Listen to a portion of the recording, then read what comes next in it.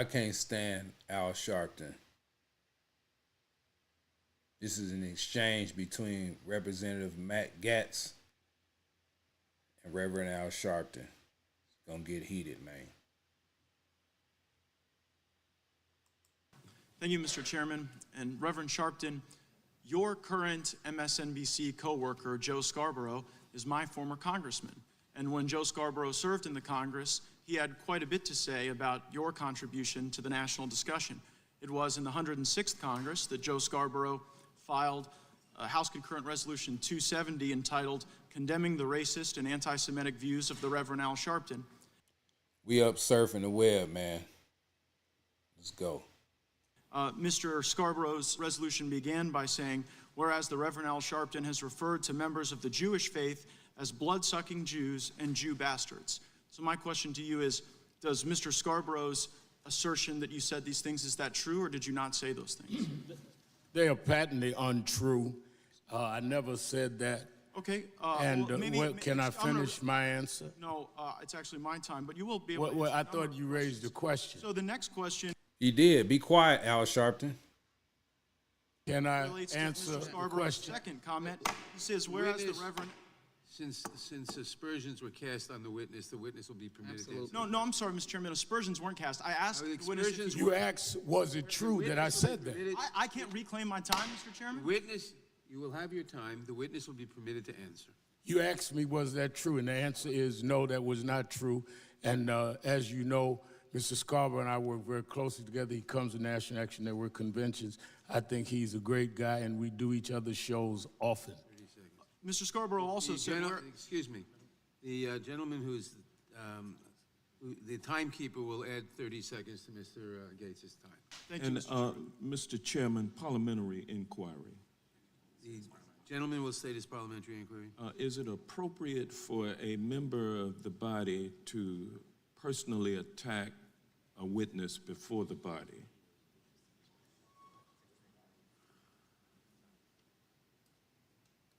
Can't stand Al Sharpton.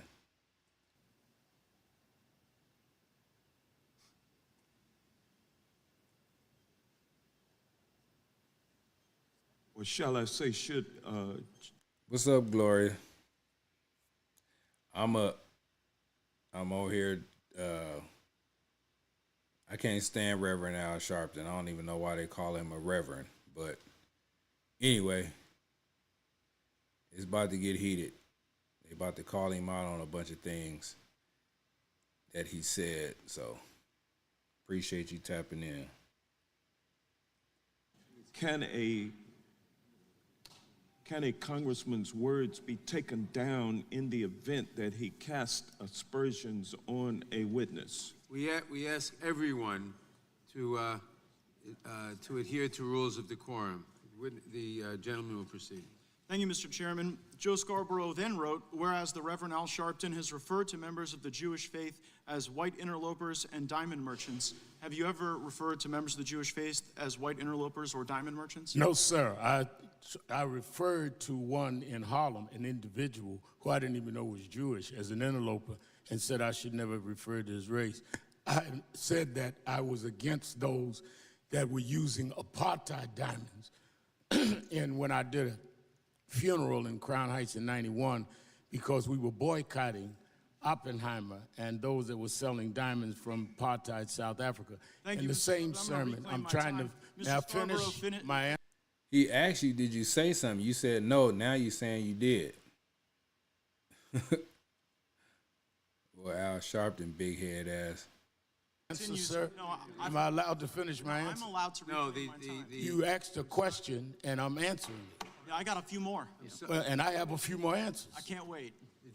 Well, apparently you do because you don't want me to answer. No, I want to So know. since you raised it, let me finish. I also talked about people snatching pocketbooks that are in the. I'm not filibustering anything. I'm answering your question. Everyone will suspend, please. Mr. Chairman, a parliamentary inquiry. Everyone will suspend. Parliamentary inquiry. Gentlelady will state a parliamentary inquiry. It will be in the form of an inquiry statement.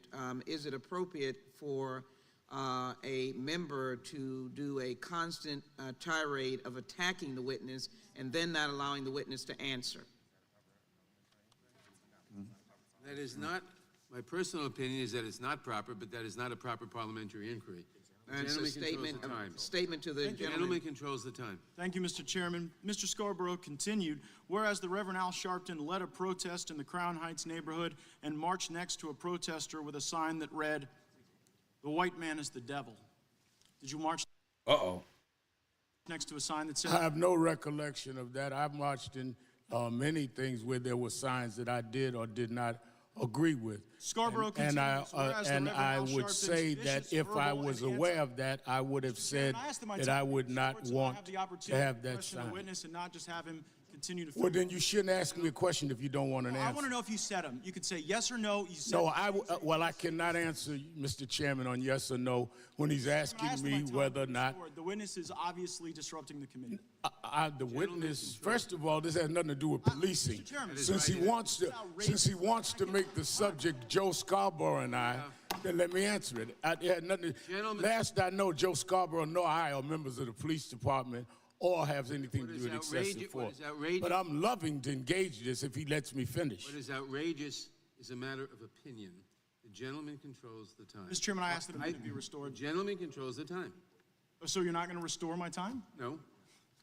Joe Scarborough continues. The Reverend Al Sharpton's fierce demagoguery incited violence, riots, and murder in the Crown Heights section of Brooklyn. Do you agree or disagree with that statement? As a matter of fact, the New York State did a extensive study on the Crown Heights riots. Said I was not even there until after there was death of Yanko Roosevelt. I was not even called by the family until the day after. Thank you, Mr. We Chairman. had I'm gonna nothing to reclaim do my with it. When time. I came Mr. to Sharpton, Crown have Heights, you ever I led the referred- first nonviolent Mr. march Chairman, there. Are you really? All right, fine. Shut up, Al. It's a yes or no damn answer. Damn Democrats. Mr. Sharpton, have you ever referred to African Americans who disagree with you as cocktail sip Negroes? I have.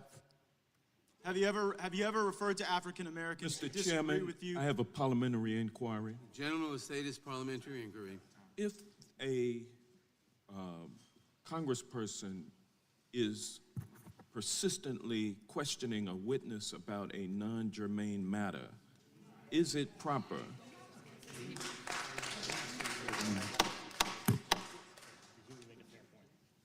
I think the gentleman makes a fair point, but the rules provide members with very wide latitude. Parliamentary inquiry. Gentleman will state his parliamentary God inquiry. bless America. Gotta let you know what's up. God bless America. Are you asleep or are you up? God bless America. Trying to hit you with the news. God bless America. Don't be no dummy, you're a fool. What up, y'all? It's Mr. Zac, and I'm back with another reaction video. My bad, y'all. Violate any rules of decorum for a member to read specifically verbatim from a document filed in the congressional records as a resolution. With you as yellow and then the N-word? I don't know that I've referred to people as names. I don't know if it's because they disagree with me, but I have said things about blacks and whites. I'm glad you made it clear that I don't only attack whites. Thank you for that. Have you ever said that? Have you ever referred to African Americans who disagree with you as Negro militants? I didn't know that was a derogatory statement. I didn't say it was. Just ask if you used it. I don't know. I don't recall. Have you ever said, if the Jews want to get it on, tell them to pin their yarmulkes back and come over to my house? No, there was a man named Mordecai Levy who had been charged with some terrorist acts who threatened to march on me and several other activists in New Jersey. And he said he was going to come deal with my hairstyle. And I'm referring to his hairstyle. I said for him to pin it and come on.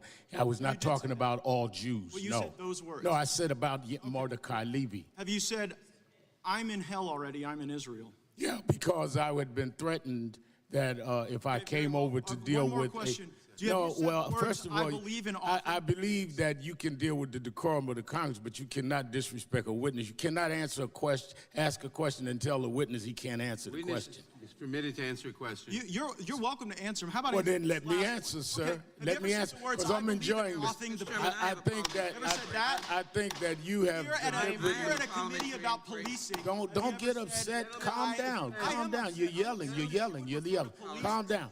I think Talk that about authing. I'm trying to answer your last question. Gentlemen will be permitted to time of the gentleman has expired. The witness may answer the question. The one about offing the pigs, answer that one. The witness may answer the question. The time of the gentleman has expired.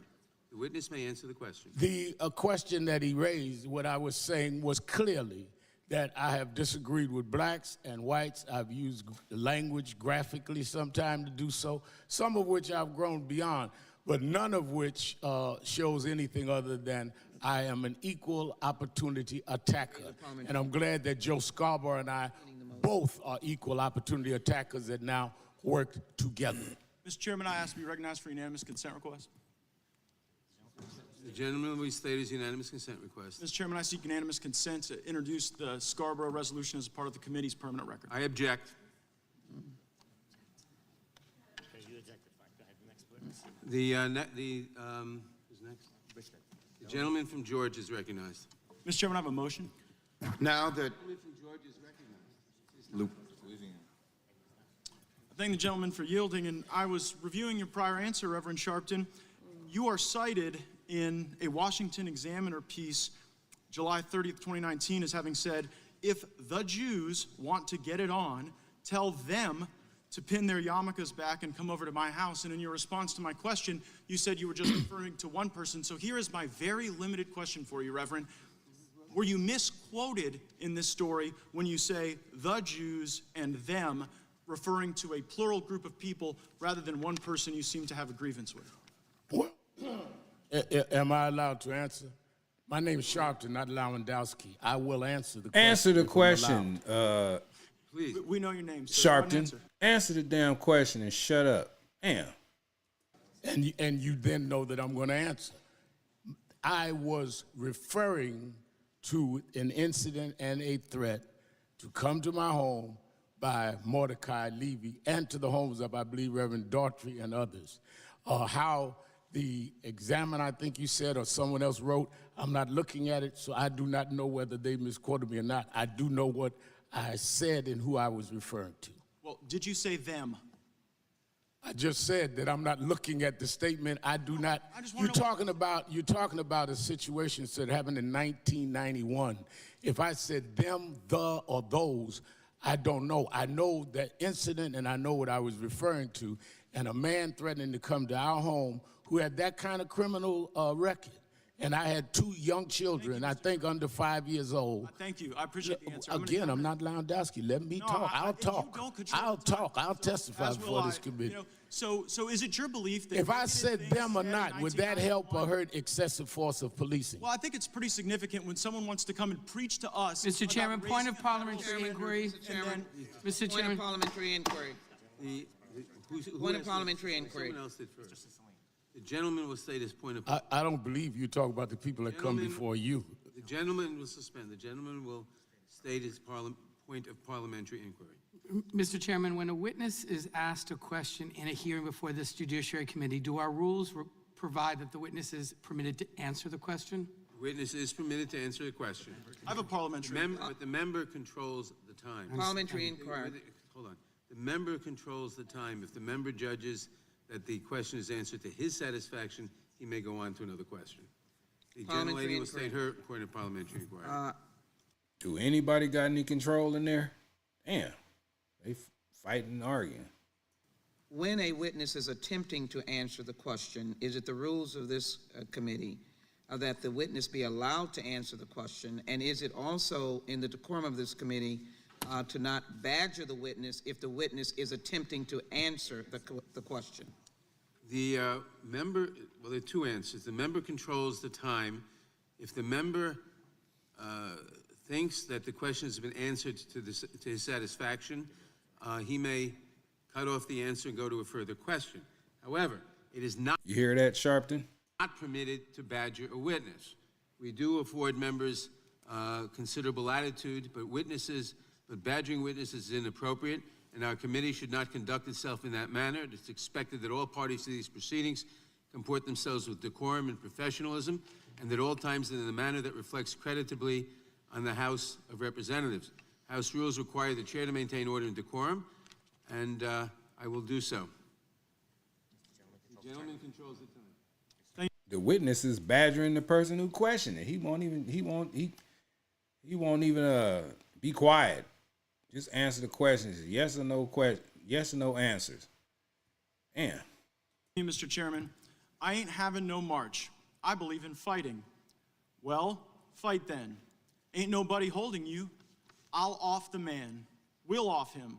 Plenty of crackers walking around here tonight. Did you say those words? I do not recall saying I will not march. I think for the last 40 years I've marched. I think He asked you, did you say crackers? He bypassed that whole thing. that you're referring to, and I'm not sure, but I think you're referring to when I was dealing with some people that said that they don't want to march and that they're going to off people. And I told them there are plenty of people walking around that they called the name. They're not offing anybody because I felt that they were just trying to disrupt our asking people to march. So in the context of I was quoting as I said. He talking. Tell Al Sharpton to shut up. Damn, he said he can cut off when the guy felt like he got his answer, he can interrupt Al Sharpton. Al Sharpton is just steadily talking, trying to clean up his cracker statement. I was quoting as I said the reference made about I don't want to march. And astrology and mathematics before Socrates and them Greek homos ever got around to it. Did you say that, Mr. Sharpton? I talked about African history, and I talked about how we had dealt with astrology. He said, did you say Greek homos? Answer that. As well as mathematics and philosophy and religion in Africa. But you referred to people as Greek homos, didn't you? I do not recall how I referred to anyone. You'd have to cite. Do you think that your bigoted statements in 1991 are excusable just because they were in 1991? I think that any statement that I've made that was wrong, I have clearly said that we should not make bigoted statements, including me. I also think that to distort, I think that also to distort. Have you made bigoted You statements? can ask, gentleman yield? you can ask all the questions you want, but I'm going to answer the question. Will the gentleman yield? When you call Greek homos, when you talk about white crackers, those are bigoted statements. I think I made it clear that I was quoting what somebody said. Yelling and getting upset is beneath your office. You should calm down. The gentleman will state his point of order. Once again, Mr. Chairman, after a sustained attack on the character of a witness that has been called by people on this panel, and that panel then attacks that witness in a sustained, deliberate manner, which is non-germane to the subject at hand, is it appropriate for a member to ask that the offending member's words be taken down? It is not under the rules appropriate. The time is the gentleman's. Thank you, Mr. Chairman. And I would note these are highly relevant to the issues that we're facing. Reverend Sharpton has come before the House Judiciary Committee The clock should be running. as a purported expert on policing, and yet his bigoted statements undermine the bipartisan work we should be doing to ensure that all citizens are able to come together and have safe communities. Point of order, Mr. Chairman. How is Gentleman will this state his germane? point of order. How is this line of inquiry germane? And if it's not germane, is it appropriate? To the point, may I speak to the point?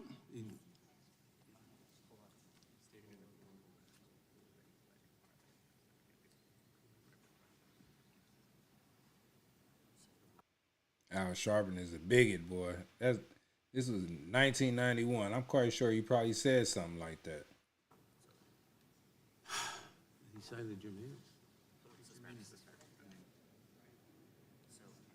It's hard to know if you're setting a specific rule that says that this is not allowed, that we can then rule on. Well, is there such a rule? I don't think we should allow our Mr. Chairman, we have had a series. We've had a witness who came before us 2 days ago, Mr. Lewandowski, who totally contemptuously dealt with this panel. And now we have a reverse of that. We have one of our members doing the same thing to a witness who we have called. I don't think it is within our best practices to allow our process to get down to the level that we have now sunk.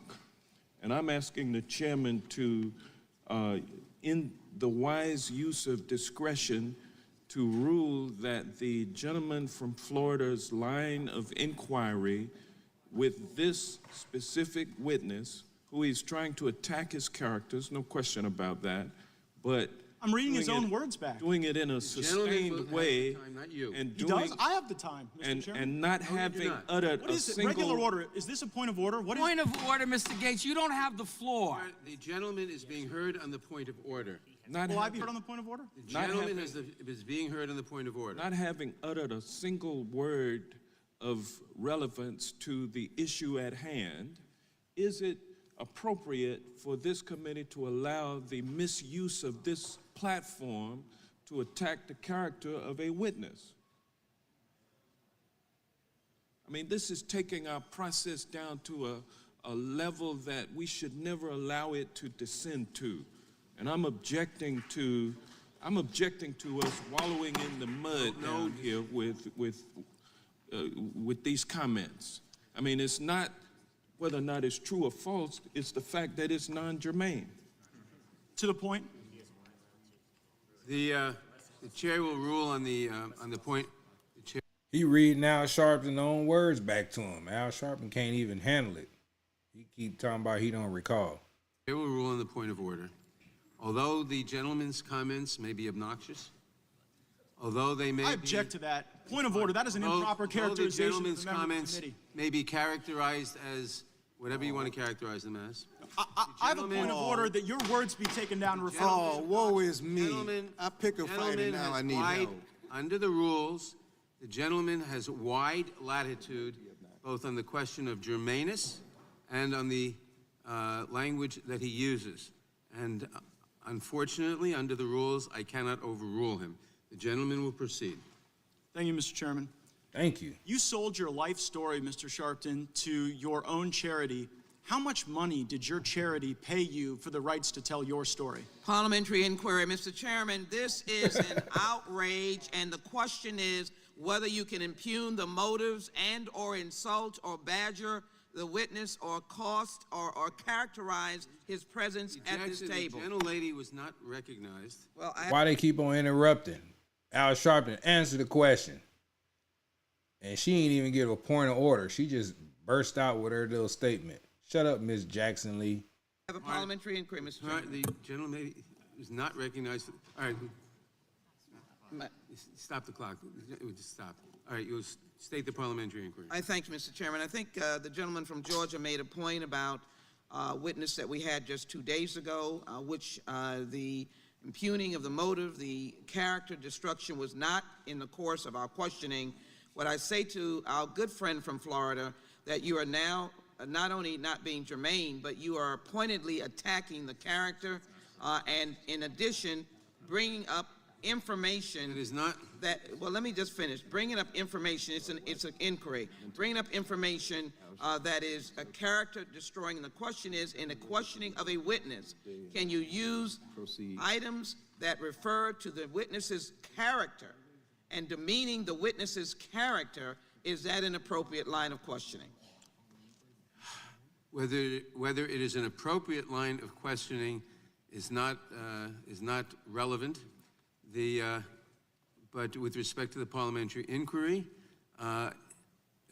questioning a witness's character and motives, which may go to ascertaining the credibility to give to the testimony, we have always given very wide latitude, and the answer has to be that I cannot object to that.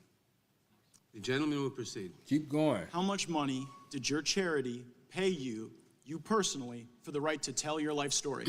My charity owed a certain amount of money to me and asked could they use that money to have the right to sell any rights to my life, be it documentary, one-man play, or other items that they have already began reaping dividends. They would have had to pay me the same sum anyway because it was owed to me. Was that sum so over the $500,000? answer, can I finish? Was it over $500,000? Can I finish? Whatever the sum was, the sum, whatever the sum, gave you to tell your life story, because I think most people would see the that as charity fraud. It's a again, straight fraud. charity again owed me a certain amount of money that they would have had to pay anyway, Will you instruct and him to they. tell us? Answer the question, Al Sharpton. Did you get paid $1 million or what?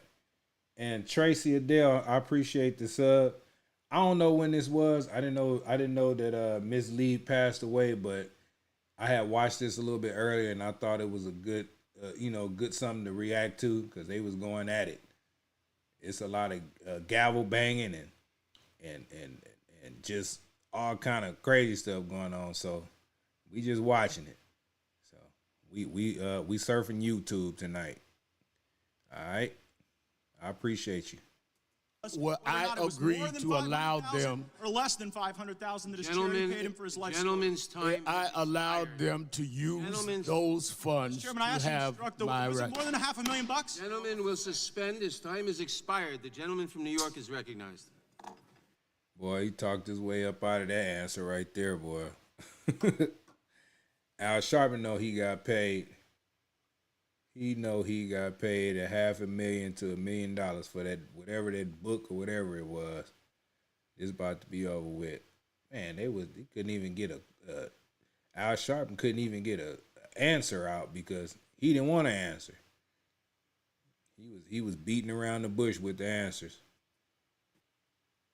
Thank you, Mr. Chairman. And Reverend Sharpton, your current MSNBC coworker, Joe Scarborough, is my former congressman.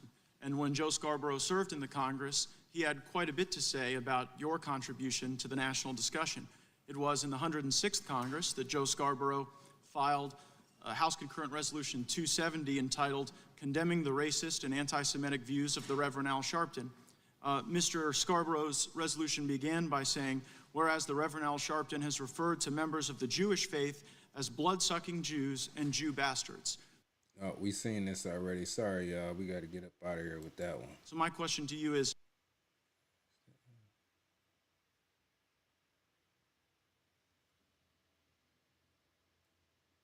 There it is. My bad, y'all.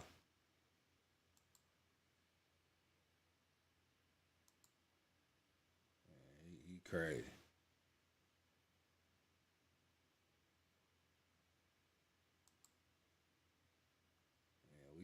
We finna surf this web, man. We finna find some stuff to look into. Let me see what's going on here. What y'all doing? What y'all doing up so early or so late? What's going on with y'all, man?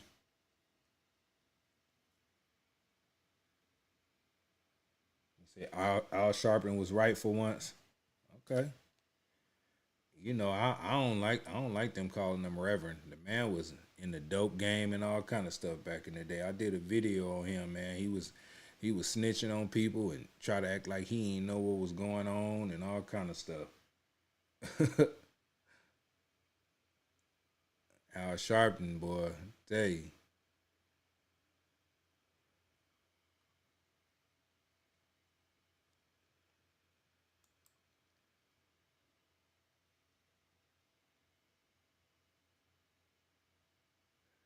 Man, I don't like Al Sharpton.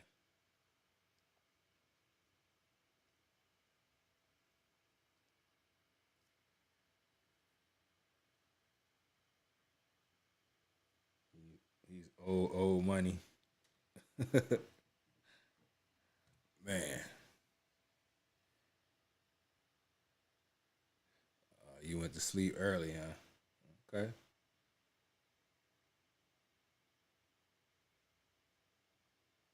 Well, let's see what we got here, man, tonight. Well, early this morning, I know I got to get up in a minute and go to work, but I couldn't sleep either, so I just did a video a little bit earlier. I'm a release it today, probably about 10 o'clock in the morning out here, California time. So I was just up. That's all. Now I'm here surfing the web. Let me see. Let me type in something. I like to do these Trump or Kamala videos. See what pop up here.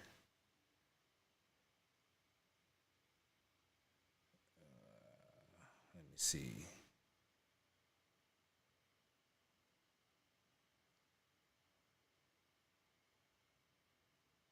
Y'all seen Kamala with the accent? She tried to do another accent. I'm like, that lady, boy. I tell you, boy, she's a chameleon for real. Let me see what this. She is a chameleon. Let me see. If y'all fall for that, boy, you can't even. You don't even know who she is half the time.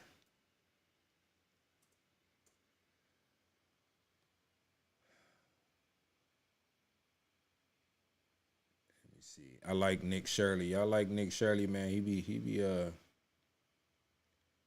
coming with some nice Now when an inmate nice walks little into this door, videos. he never leaves. Let me see. Inside paid protest and scams. Trump or Kamala, here we go. We're gonna do this one right here. She hasn't even got an excuse.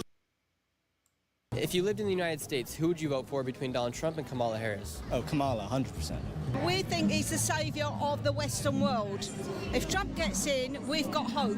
In Great Britain, and this man has a tattoo. And they in the UK with this one. We got people who supporting Trump in the UK and maybe Kamala, but I don't know. But we watching this together, y'all. Let's go. Of MAGA, of Donald Trump, on his back. Today I am in London, and today we're going to be asking the people of Great Britain who they'd vote for if they could vote in the U.S. elections. And you may be wondering, Nick, why are you making this video here in London? However, I think it's important for you watching this video, if you're an Yeah, I like the congressional hearing. Maybe we'll go back to that after this.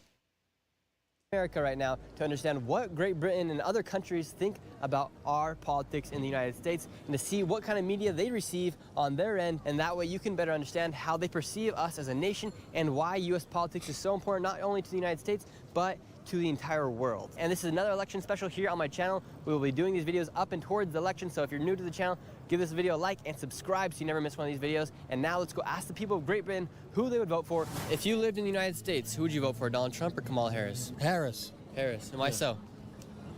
She's not an idiot. What makes Donald Trump an idiot? Everything about him. He has no sense of humor. What? He has no sense of humor. What? He said Trump ain't got no sense of humor. I don't know who he watching. Kamala's got a pretty good sense of humor. He's been doing speed and amphetamines his whole life, and he himself because he can't hold his bowels, and that's why he always wears a diaper, and people don't want to be in the same room with him for very long. Really? Are you talking about Trump or Biden? Trump. What made you get Donald Trump tattooed on your back? Because I love him. I just looked into what he's all about, you know? And all the lies that are told about him, you know? What's the biggest lie that you've seen that was told about Donald Trump? The biggest lie about Donald Trump, that he's a racist. There's nothing racist about him. You know? There's nothing racist about him. Do you think Kamala Harris stands a chance against Donald Trump? Of course she's got a chance, but she hasn't even got an excuse for being stupid, you know, like Joe Biden. You know, because she doesn't even have dementia and she's more silly, you know. You know, really, you get more sense out of Joe Biden. You think Joe Biden has more sense than Kamala Harris? It's close. Kamala Harris was the first to get knocked out of the Democrat primary. He got his hips out. Look at it. He need to pull his pants up, but you know, he going for Trump. That man out there showing his hips. 0 delegates. Nobody wanted her. And now they've just installed her as, the candidate. It's just corruption. She's just the next puppet in line, isn't she? Because she'll do what she's told. She'll put in the policies that they want. From what you've seen in the media, who do you think is going to win the election? From what I've seen in the media, I don't know, probably Trump maybe. What do you guys think about what's going on with the United States election with Donald Trump and Kamala Harris? Ooh, scary. I'm amazed that anybody would ever vote for Donald Trump. He is such a nutter. But to be fair, we've had... What is a nutter? Nutters in this country. We've had people voting for Boris Johnson. It was the same ilk as Donald Trump. What makes Donald Trump such a nutter? I'm going to come. And remember this guy, because we are going to be coming back to him later in this video. We see you got a Donald Trump hat on, Trump 2024, and what are Brits saying and thinking about Donald Trump? The Brits, well, most of us love Trump. Superstar. We do believe if he gets in November, he will help us, he will sort the West out. We're sure of this. And we really don't like Biden at all. What do you guys think will happen if Kamala Harris wins? Well, we're stuffed. That's what I think. I think we need Trump to actually sort this world out, and he will. I do believe I've got trust in Trump. And Trump is making an impact across the sea. Man, everybody wants Trump to get up in there.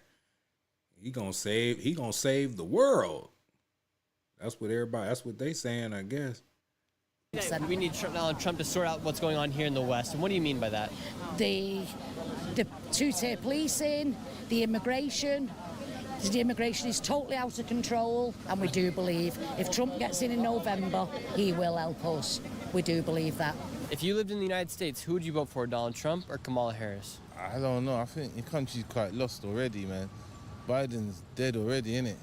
He's practically in a deathbed. He's a geriatric. So I think your country's dead already, man. Yeah, well, Joe Biden may be dying. Yeah, but I think he's a we still got an geriatric. election coming up. Who do you think? No, but how can you vote for a geriatric in the first place? Yeah.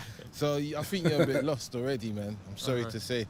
So I think you're lost, man. I ain't got a choice. I think America's gone. And what do the people of the United Kingdom think about Joe Biden? What do the people in the news say about Joe Biden? I don't know. I like watching him when he trips up. You know, like when he falls over. I think that's hilarious. If you lived in the United States, who would you vote for between Donald Trump and Kamala Harris? Kamala Harris. And why so? Why? Because it's women, and I support the women, of course. For Kamala Harris, I think it's a very strong woman, and she's African, and this is what we want. She's African? Lady, you don't know what you talking about. And she voting because she a woman. Think because she gonna win because she a woman. We voting on policies over here, not personality. And she ain't African. So I would support Kamala. Do you think Kamala Harris, with her being a woman, gives her an advantage in the election? Yeah, maybe yes. Here in London, the traffic is absolutely crazy, and I know it is in America too. And if you're like me, you've been in a wreck before, and I wish I would have known about these guys. When you're seriously hurt, your injury could be worth millions, and Morgan & Morgan is here to help you. Morgan & Morgan do not sell for lowball offers, and they've achieved significant verdicts in the past couple of months for victims of life-altering car wrecks. And here are some of the results. They received $12 million for Great Britain. If you guys live in the United States, who would you vote for, Donald Trump or Kamala Harris? Trump, 100% Trump, 100% Trump. How come you support Donald Trump? Weil für Frieden ist. For freedom. Der ist for freedom. Biden is for war. Since Joe Biden has been president in the United States, have you seen negative effects of his leadership in your country? Seit Biden herrscht überall wieder Krieg. Seit Biden da ist überall wieder Krieg. Trump, 2017, all war cut. Freedom. Come Biden, all war. Joe Biden has given a lot of money to Ukraine. You're right about that. It's all wars. Man. Yeah. And why do you think he has given so much money to Ukraine? Wie viel gelabert? Das ist Propaganda. Das ist Propaganda. BlackRock in the wars, money, big money. Pharma industry make big money. So you think it's a lot of just money and propaganda? Yeah, propaganda, yes. 100%. Why do you think so many people here in Britain support Donald Trump? Because not only is he going to make America great again, he'll make the world great again. He'll stop the war in Ukraine. Why do you think the war in Ukraine is still ongoing? It's been going on for a very long time. Well, because it's perpetual, isn't it? It just feeds money back into the American state for the arms dealers, and they just keep making money out of it. The longer they keep it going, the more money they make out of it. It's a deep state. Do you think Biden and the Biden administration is in cahoots with? Oh, 100%. 100%. It'll all come out. The man's totally corrupt. As for Hunter, well, he's got to be put in prison for a long, long time.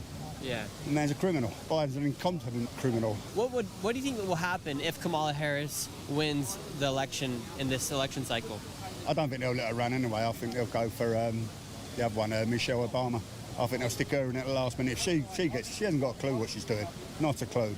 She slept her way to the top there. She slept her way to the top? She did, yes. Just look back and you'll see who she slept with to get her where she is now. What do you guys think about Donald Trump and Kamala Harris? Go off, Queen. Kamala Harris, let's go. Yeah. Trump, nah. And why do you like Kamala Harris? She's just like, I don't know. You don't know. You just, because it's a female, right? She's for the girlies. She wants everyone to be good and happy. Trump. Joy. She wants joy, huh? I don't know. It's giving bad energy, Trump. If you guys lived in the United California for Trump, Pennsylvania for Trump. States, who would you vote for, Donald Trump or Kamala Harris? Kamala Harris, no question. Yeah. And why so? For all the obvious reasons. Okay, what are the obvious reasons? Definitely Kamala Harris. And why so? I mean, because All the females out there, Great Britain, they talking about Kamala. Because she a female, right? we don't want to go backwards in time because, like, I don't support, like, a racist, misogynist fraudster. And why does it matter to people here in the United Kingdom about what happens with U.S. elections? Well, because if Trump gets in, we think he's the saviour of the Western world. If Trump gets in, we've got hope. He believes in Jesus. We've been watching him, and he's stirred She said we believe in Jesus. Amen. a lot of people up here, their belief system again. We've realised that through falling away from the church, we've actually lost our identity, and we've allowed other people to come in. There are more churches closing in the UK now at the moment than there are public houses. They're becoming mosques. Who would you vote for? Oh, Kamala, 100%. And why so? We've heard a lot of that today, actually. I just think Trump is a little anti-democratic. I think his values don't necessarily align with that of all of the American people. Maybe, a subset of them maybe, but not all of them. I like Kamala's tenacity. I like her repertoire, what she's done in the past, I think is very good. What she done in the past, locking up a bunch of black people. And you ain't even from the United States, so what are you talking about? He just seems like the clear candidate to me, to be honest. Mm-hmm. And we've heard a lot of people say, like you said, that Donald Trump is potentially a threat to democracy. From a person from the right, they may say, well, actually the Democrats are a threat to democracy as they have removed Joe Biden and seemingly just put in Kamala Harris to become the next president. Bring back the 10 Commandments. That's what I'm talking about. Without even voting her in. Do you think that's a little bit strange, or do you think other news outlets are covering that here? V-Town says because women think with their feelings, not logic. What y'all think about that in the chat? Okay. I think it's only strange if you look at it through the lens of Kamala effectively already being in presidency, which I don't think is true, right? We still have Joe Biden as, I say we. Well, C. Davis say, nah, her past is being vice president. She ain't, and it's not the past. She the vice president right now.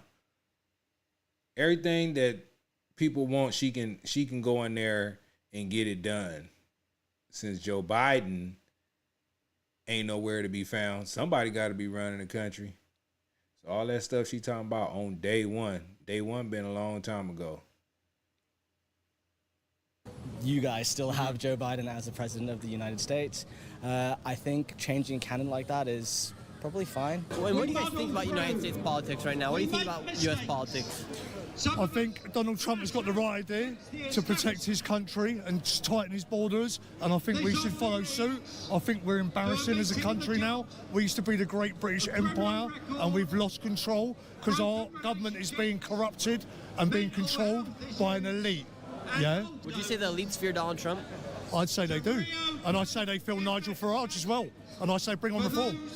Yeah, before a revolution starts, because he ready to take off on something. Look at him. He holding that stick like it's a staff. He ready to stab something. revolution is coming if they don't listen. And it's not about England, it's about Great Britain, yeah? Gaining control of their country. And if you were in America, who would you vote for, Donald Trump or Kamala Harris? Obviously, I focus on Trump because there's a very, very interesting personality.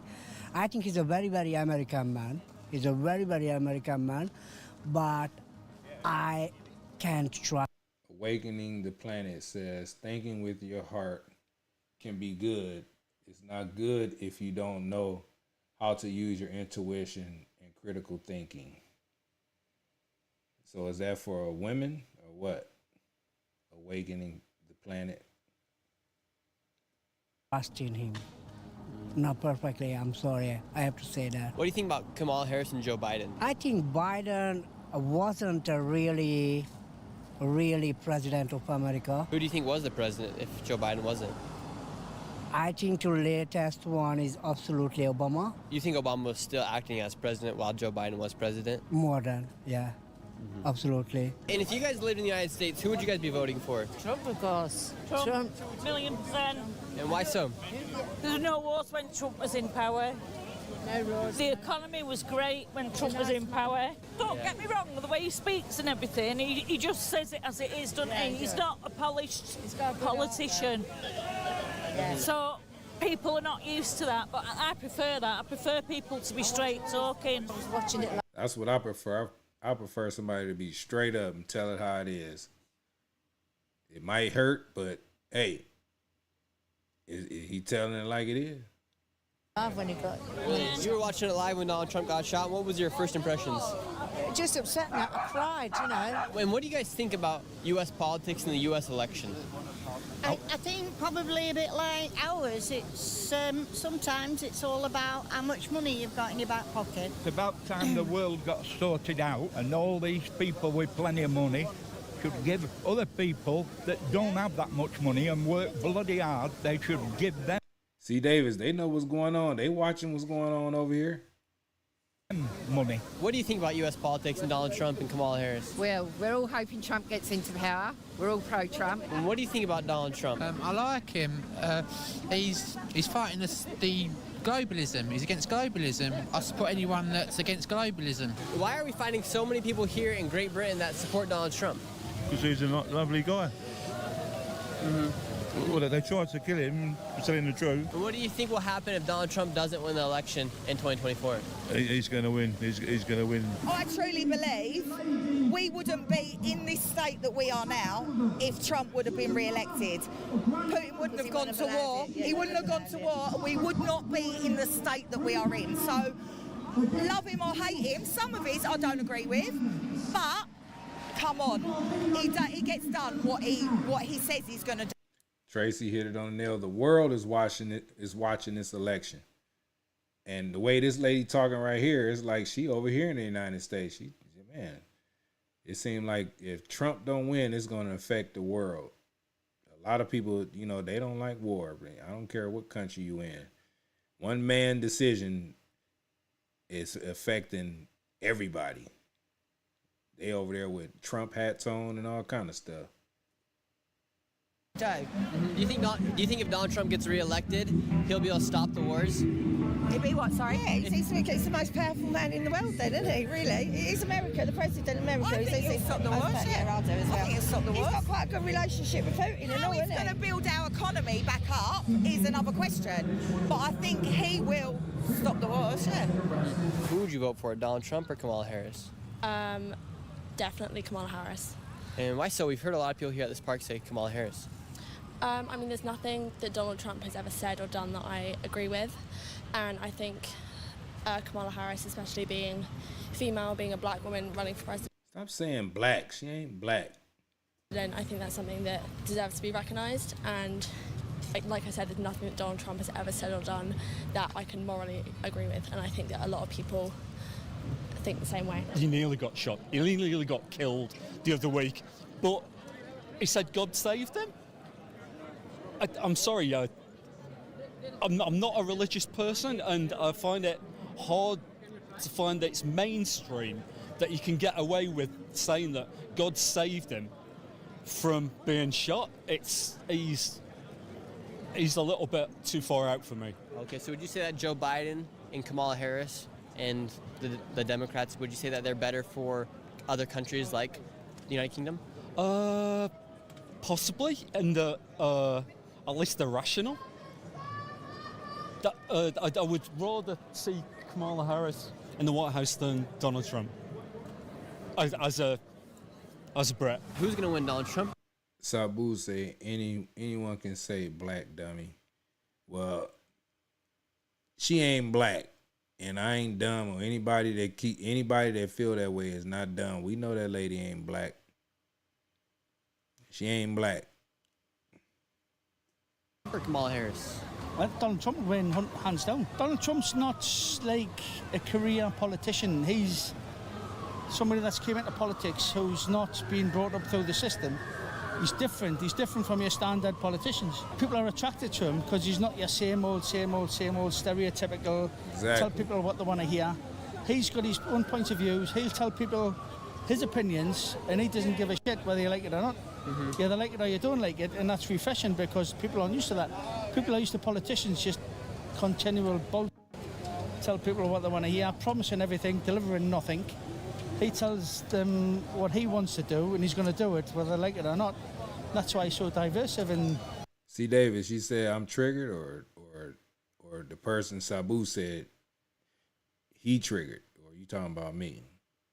Because what if people saying Kamala was Chinese, and a bunch of Chinese people was looking at you? You don't think Chinese people gonna say she ain't Chinese, or if she was white, or if they said she was white, and a bunch of white people, you don't think they gonna say she ain't white?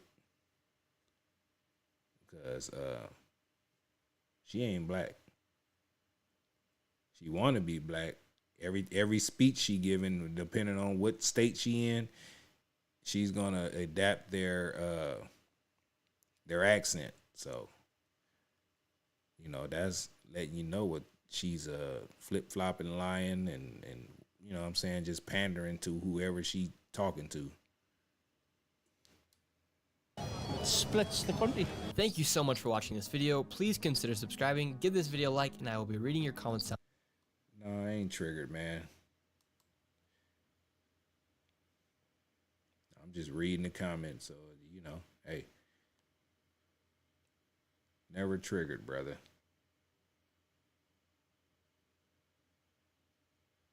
But anyway, I'm glad y'all on my live, man.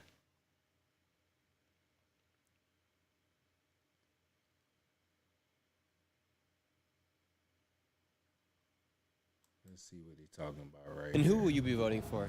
I don't. As a black woman, I would say, like, for citizens, and as a black woman, I would be fearful under presidency. I can't even begin to list the reasons. It's that extensive. Can I get 3 of them? If anything, Bernie, come out of retirement. AOC, let's do this. Let's get in the game. I'm here at Harvard University. Harvard University is one of the most prestigious universities here in the United States of America. The average cost of tuition here is up to $75,000, and these students should be some of the smartest kids in the world here. So today we're going to be asking them who they're going to be voting for in 2024 right now. There you go, Wendy Mack. Her father is Indian and Irish, born in Jamaica, and her mother is Indian. So there is no type of African heritage there that I believe. Alex, we have an election between Donald Trump, Joe Biden, and we may have a few outsiders such as RFK Jr. This is an election special here on my channel that we'll be doing up until the election time. So if you want to see more of these, subscribe. But now we're going to go ask students who they're going to be voting for in 2024. Who will you be voting for? We'll have to wait and see. It's a little down the line. This one's a little old. We need to see Kamala, not Joe Biden. We know Joe Biden ain't finna come back, so we gonna go to another one, man. Spent a week with black Republicans. I don't know. They had this one where it was the guy was analyzing if it was a fake assassination attempt. But at that. We gonna find something, man.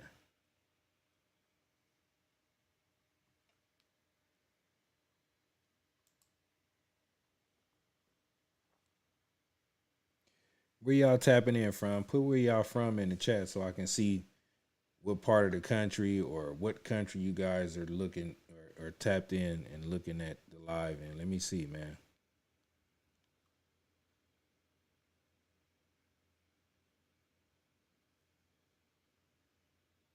I would love to see where you guys are from.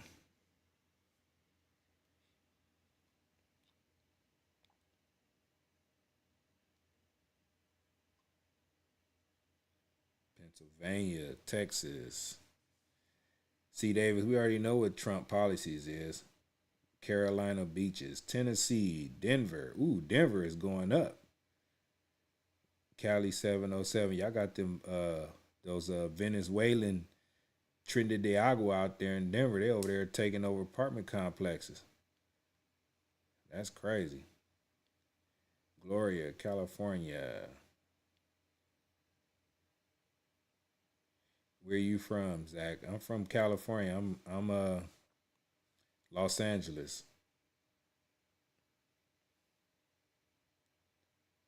Indiana. I used to stay in Indianapolis, Indiana, man. Years ago, I was in elementary school out there for a couple of years. Almost in junior high school, middle school. It was really cold out there when I stayed out there. I'm a California guy, so it was kind of cold for us out there.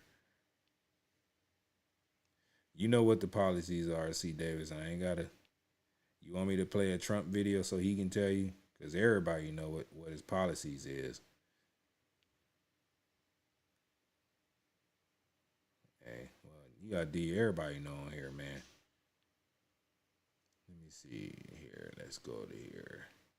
Oh, man, we out here, man, in California, man. We mad. I know I'm mad about this right here, this particular. If y'all can see where the arrow is, $150,000 for the migrants who come in and they can get a home loan, a no interest loan. That's crazy how they do that, man. They trying to replace people.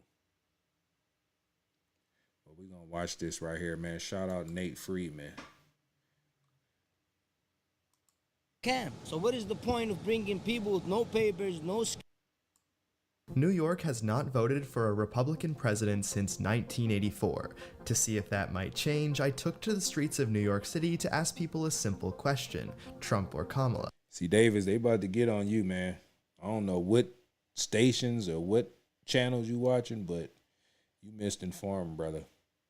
Welcome back to the Nate Friedman Show. We got Washington State. Oh, Trump.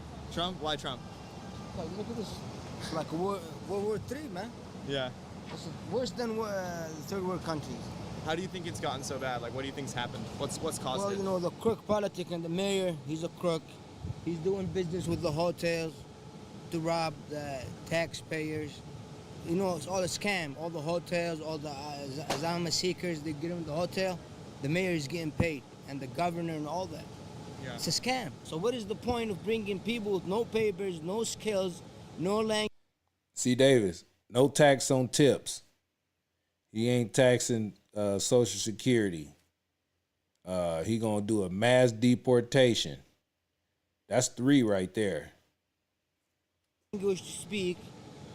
They can't even speak. No, you know what I'm saying? No skills. Hey, we got 270 million white Americans out of 330 million.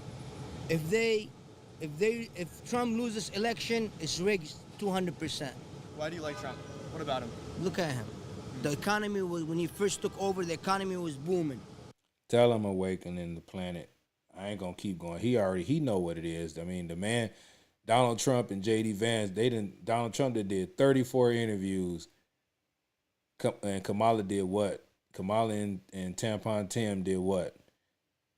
1, 2. One was CNN, and the other one they interviewed themselves. So we ain't gonna feed into C Midas. He always come in here and try to troll like he just retarded or something. Obviously, or she. I don't know. It could be a man or a woman, but they retarded. The economy was booming, so China came out with the corona. And another policy, if you didn't know, C-Mod, is drill, baby, drill. Virus. And you know, people from the inside with the media and all that, they played the role with China. They got millions of dollars why? To lock people in the house, to destroy the American economy. It was economically moved. You're saying the politicians got millions? Tracy said, rig, baby, rig. Yes. You know that already if you got any common sense. You think anybody's gonna vote for Camilla? It's not about race. She doesn't make any sense. She doesn't have no goal. She's in Ducky Momo, where was it? What state was $1.60 a gallon? Cause I ain't last time I seen that. I was just barely driving a car in California. I ain't seen $1.60 a gallon in 30 years. The lowest in California I seen probably was about $2.20 or something like that. $2, but that was like way before Trump. Man, $1.60. She's in office right now. Look what she's doing. Yeah. Nothing changed, and nothing will change. For your life, to save the American dream, if there's any left, you gotta vote Trump. If you get any common sense. Thanks, man. Thanks, man. Appreciate it. Thank you. Sorry, man. Hey, man. Are you allowed to talk when you're doing this or no? I don't want to like mess up your act. Yes? Yeah, 1990 was around that time when I seen that. I was 11th grade. I was in 11th grade in 1990. Oh, cool. Are you voting for Trump or Kamala Harris? Kamala Harris? Why Kamala? Because Trump is a murderer and he's a liar and he connives people. And you're a gold man. You out there being a gold statue. You don't know what you're talking about. How are you going to do something like Capitol Hill where protesters, okay, which were supposed to be, you know, basically his people, right? Okay? You know, because everybody has a right, you know, to say what they want to feel, however they want to feel, whatever. But the point is that protesters got killed and policemen got killed. Now, nobody should be exempt from murder. You know what I mean? Like, nobody is over murder. I don't care if you're the president or whoever. Somebody has to be liable for those bodies. Okay, when they were looking for Nancy Pelosi and Mike Pence, okay, if they would have found them where they were hiding at, they would have killed them. What is this gold man talking about? Who did Trump kill? Because if you want to talk about somebody killing somebody, you need to go to Obama when he ordered that hit and killed all them American citizens. So what is he talking about? He's talking about a war that Trump didn't ever start? I don't know what this man talking about. I don't know what he talking about. Straight up. You know what I mean? They would have killed them. You know, like, these people, like, represent... Yeah, Milan saying in the Clintons' body count, everybody that they was associated with. Don't make me find that list. Somebody put that list up here on YouTube before, and it was a lot of people who were involved with the Clintons passed away mysteriously. Our fucking country, man. Like what the fuck? You see what I'm saying? What do you think terrorist groups in other countries and all that think? You know, like, and then recently after that, a couple of people tried to get... If y'all think this gold man, this 24 karat gold man is an idiot, y'all double tap the screen, man. Get them likes up, man, please. We got 204 people up in here, man. We got to at least get about 60 likes or something for this dumb gold, bronze, fake, idiot. To the White House, you know, the guy that tried to go over the barricade, whatever, and then they end up killing him right in his car. You know, I mean, it's just so much shit going on. But of course, being a citizen, I would like to see this country do better. But I don't want anybody representing us, okay? My thing is, anything that's positive, I'm for, like, more jobs, cheaper housing, cheaper cost on food, all that. So, did you just hear everything he said he wanted? Housing, everything, cheaper food, all this. And he said he don't like Trump. This man he got too much gold dust in his brain or something going on with him. I don't know who the hell this man is. V-Town said, guarantee is lead-based paint in his head. Something. All that. I'm for all that. I just don't like nothing stupid, that's going to get other people, killed or our country in danger or something like that. This is why a lot of foreign countries don't like us, or foreign affairs policies and all that, like at the negotiations table. I'm confused too, Glory, because I don't know what this man talking about. He done sniffed too much spray paint or something. Isn't really where it should be. Not all presidents, but certain presidents. I don't think Kamala is for that. I don't. She seems positive, so. Thank you. I appreciate it. Thanks, man. All right. Have a good one. Yo, do you guys do you guys want? What is going on? What's going on? I don't know. Do you guys want Trump or Harris to win? What you want to do? You want Trump? I think she wants You want Trump? I love Trump. I got the many. Let's go. Tell me what. Many. Yo, I love Trump. I love Donald Trump. Donald McGrant. I was born there. Okay. Yeah, but yeah, I fuck with Trump. Why they want to kill my man for? Why? Like, he's nice. She said Trump is her man. I'm waiting for the steamies. I'm waiting for the unemployment, all of that. Bring another pandemic, right? Sure. We're late. That's it. Who you are going for? Trump. Trump? Yeah. Let's go, Trump. Well, let me ask you, when did you come to U.S., you said? 20 years ago. 20 years ago. So you came here legally, you came here like... Yeah. So, proper way. Yeah. How do you feel about what Harris is doing with migrants right now?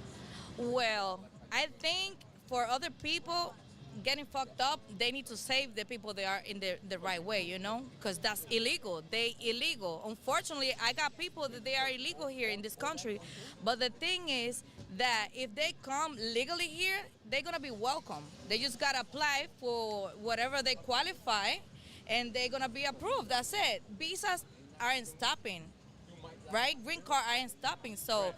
It's not they closing the country for everybody. It's the illegalness. The illegalness, is that the right way? The illegalness. That's a new word, y'all. The illegalness. Look at her. Close enough. Bless her heart, though. She been here 20 years. She learning. But that word illegalness, I'm gonna have to start using that.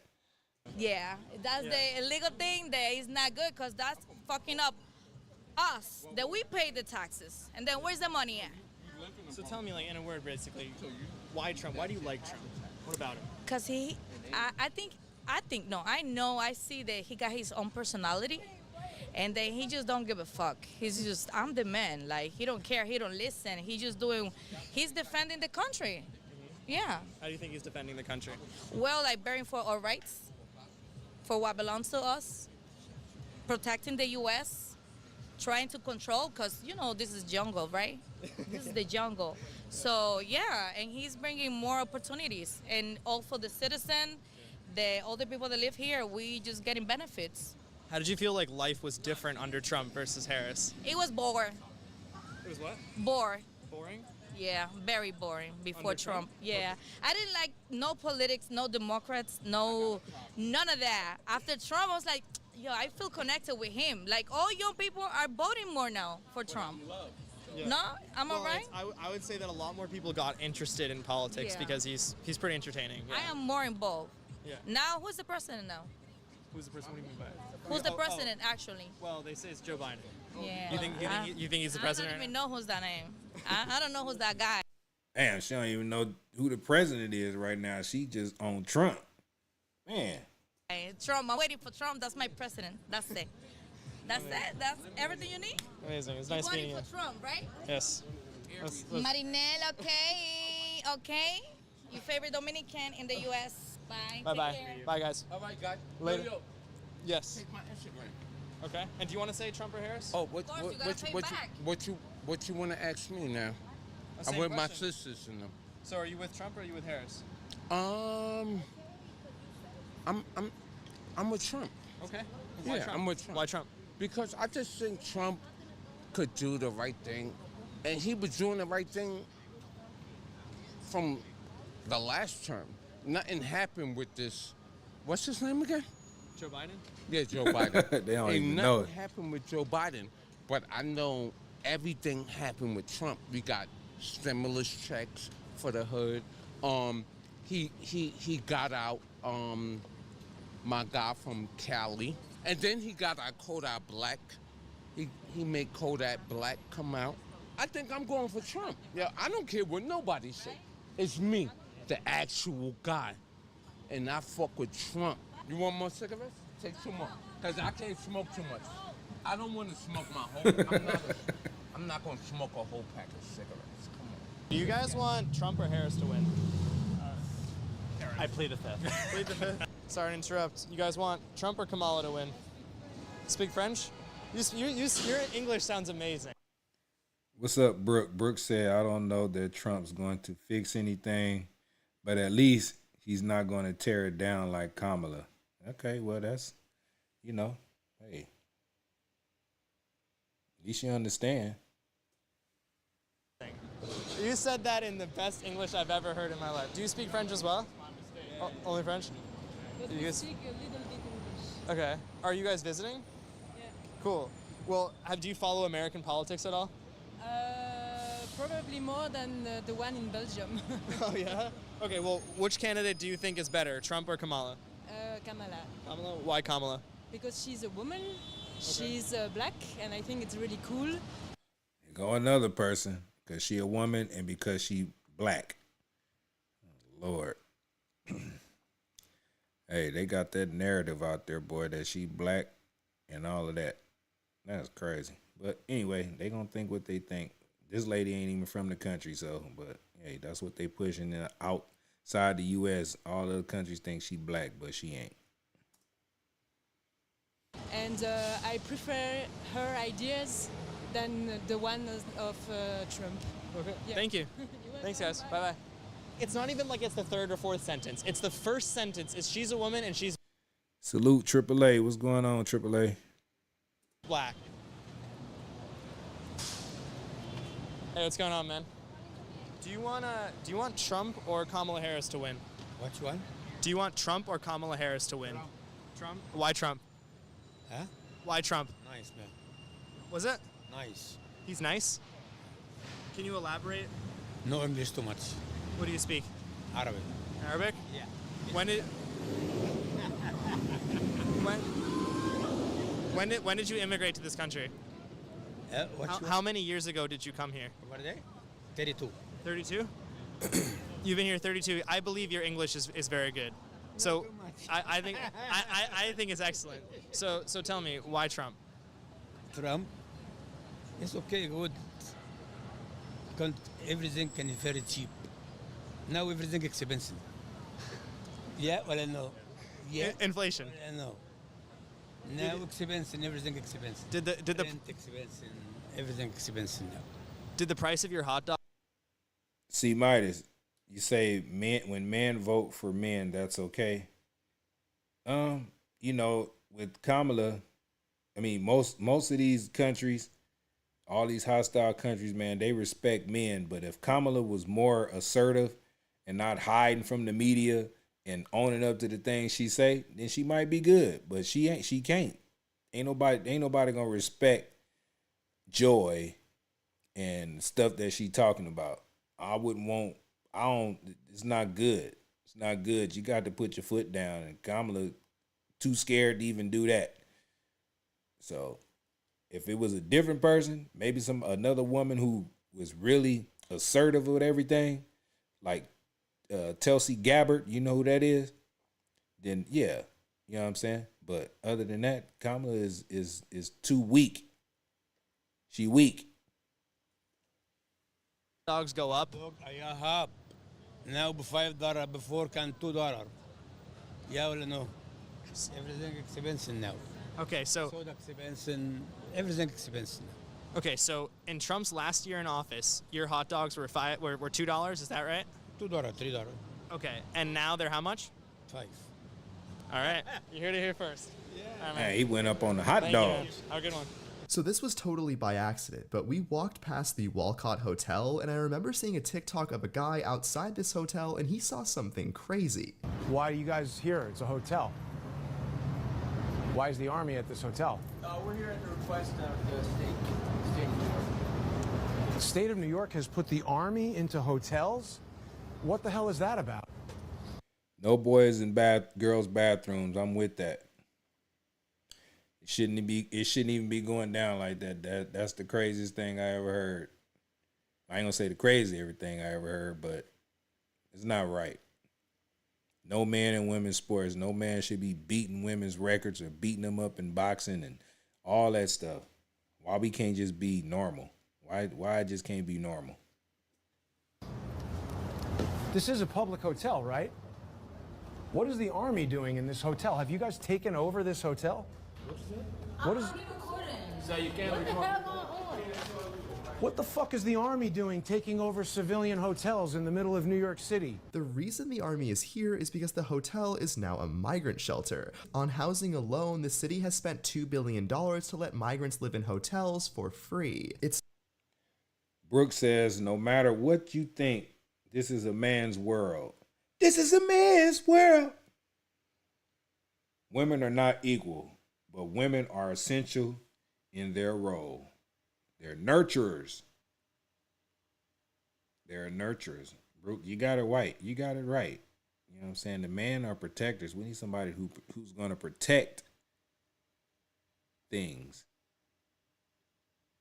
But let me keep going before I get in trouble.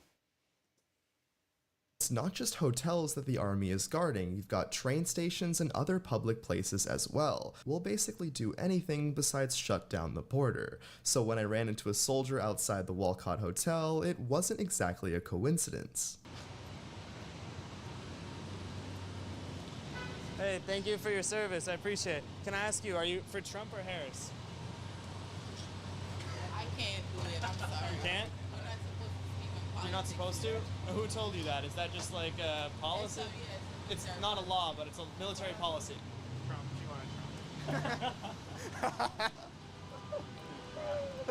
Yo, what's going on, man? You want Trump or Harris to win? Huh? You want Trump or Harris to win? Do I want Trump or Harris to win? Yeah. It's a hard question. I'd rather man run America than female. What is it? I'd rather man run America than female. So you'd rather a man than a female? You heard that? C minus, listen. Gender that you like about Hold on. Trump or Harris? You heard what he said? The guy right here, if you're looking at the video, watch what he say. Watch what he say. And I love women. The world wouldn't be nothing without a woman. What are you talking about? You think Putin and Xi Jinping and what's the other dude name from North Korea and all these countries that want to take over America, you think they're going to respect Kamala Harris? Come on, man. Love women. But listen to what this guy say right here, though.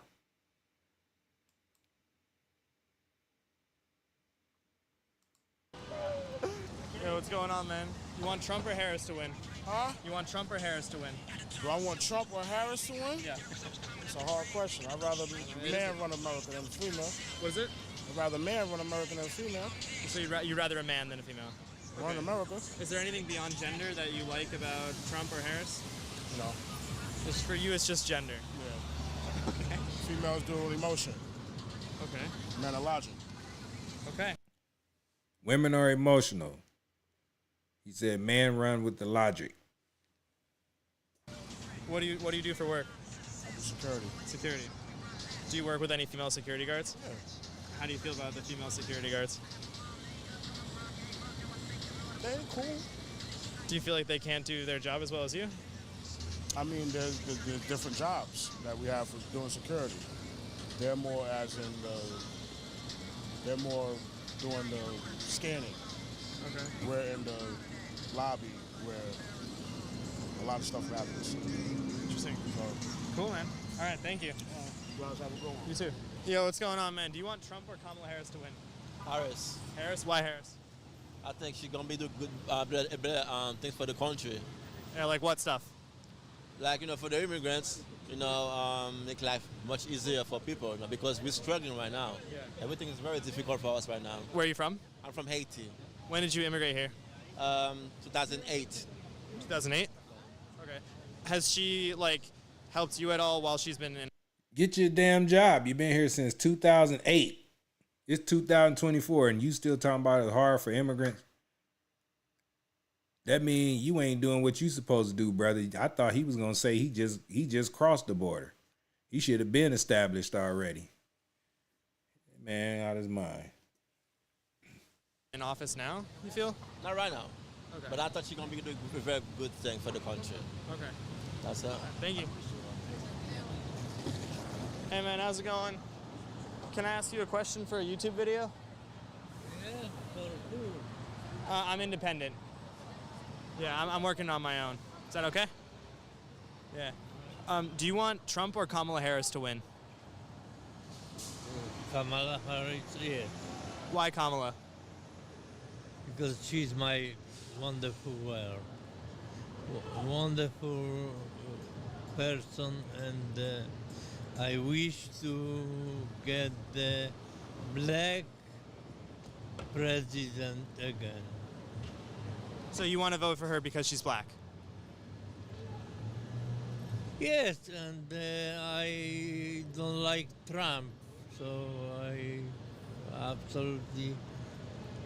He don't like Trump because he gonna be one of them people to get deported because he can barely even speak English. And then you had another one talking about because she black. She ain't black, man. I want to be with the such a wonderful person like is Kamala Trump. He on Kamala the personality instead of the politics, the policies. I mean. All right, Awakening Plan. I appreciate you for hanging out. I appreciate you. Thank you. Hit that subscribe button on the way out if you ain't subscribed. Which is Harry. Okay, perfect. Thank you. Get out of there, man. Get out of there. He too slow. Yo, what's going on, guys? Yo, you guys want Trump or Kamala Harris to win? Trump or Kamala Harris? Which one do you guys prefer?